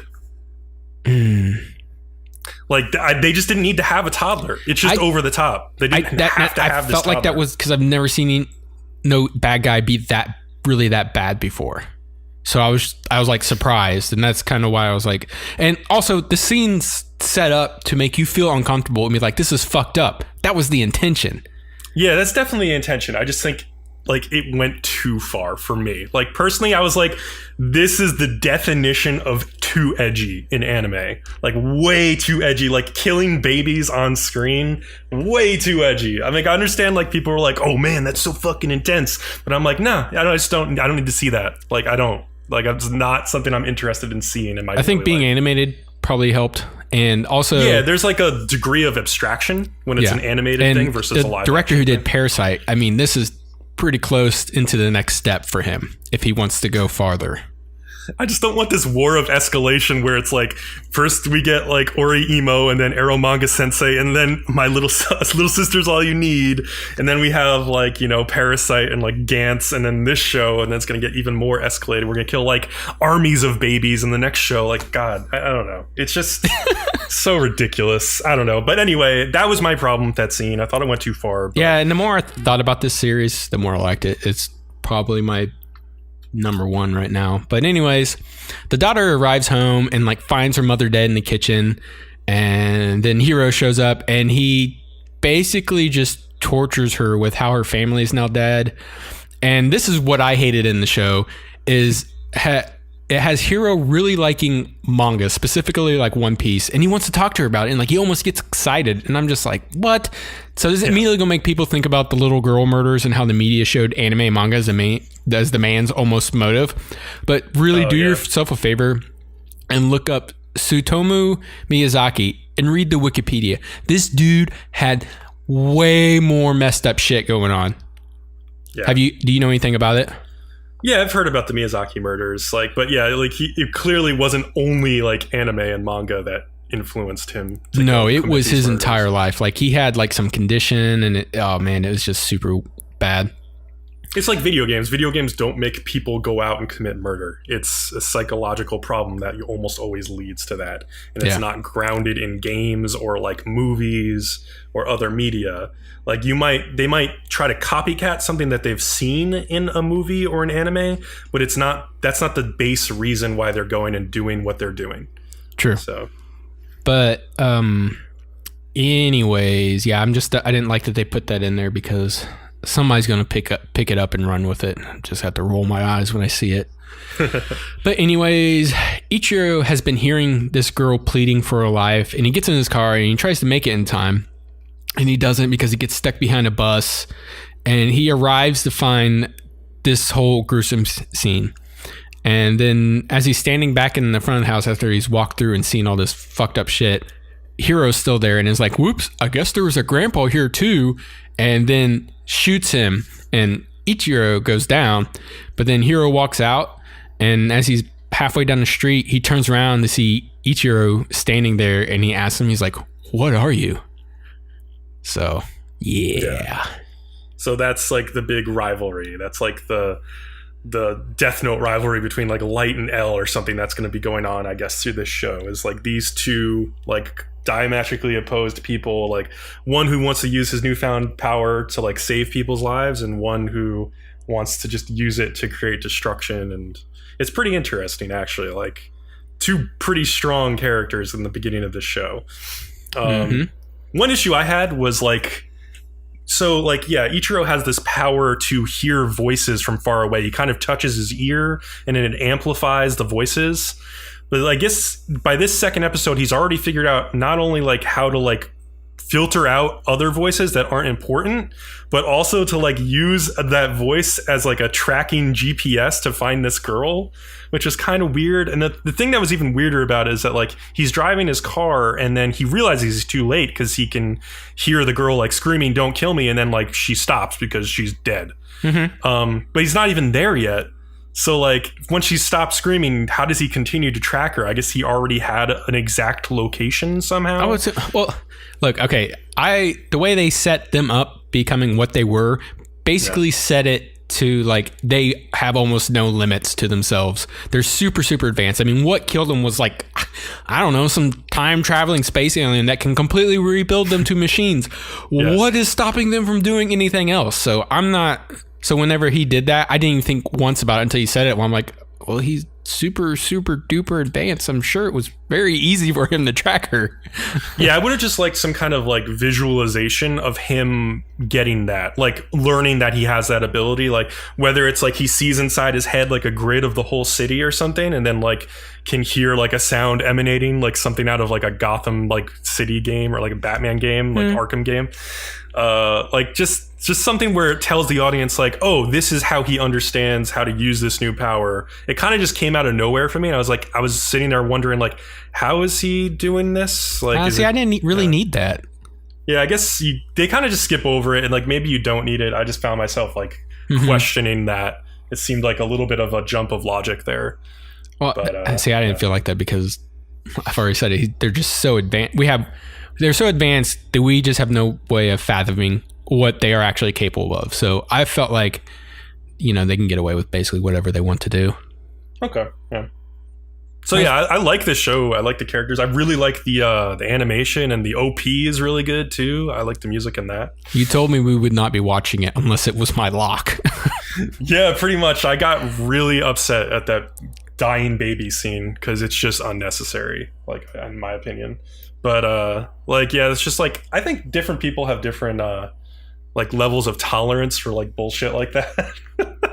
Like, and like, yeah, like if this is, I don't know. I just like, I'm so not used to not seeing a scene like that.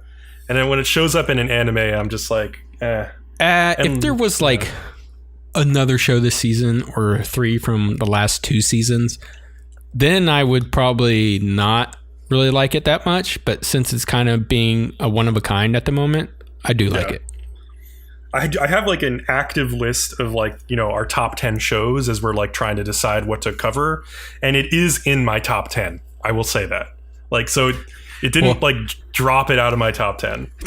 To say that, I do know what other shows are airing this season. And I'm struggling to hit a top 10. Yeah, it's not great. there's either, you know, whatever, the My Little Sister show, or there's just another show where I'm just like, meh. Or Black Clover! Oh, God. Well, and on that note, before you start screaming like Asta and just ruining our audience, we should end this episode. So this is the end of part 1 of our impressions. Pretty soon we'll put out video with part 2, and then like our decisions on what top 10 shows we're going to end up watching. So stay tuned for that. But as always, thank you for listening. Remember to like, follow, and subscribe to us on YouTube to get updates on new podcasts or videos. And follow us over on Twitter at Nerdom and Other for updates as well. Thank you very much. See you next week. Later.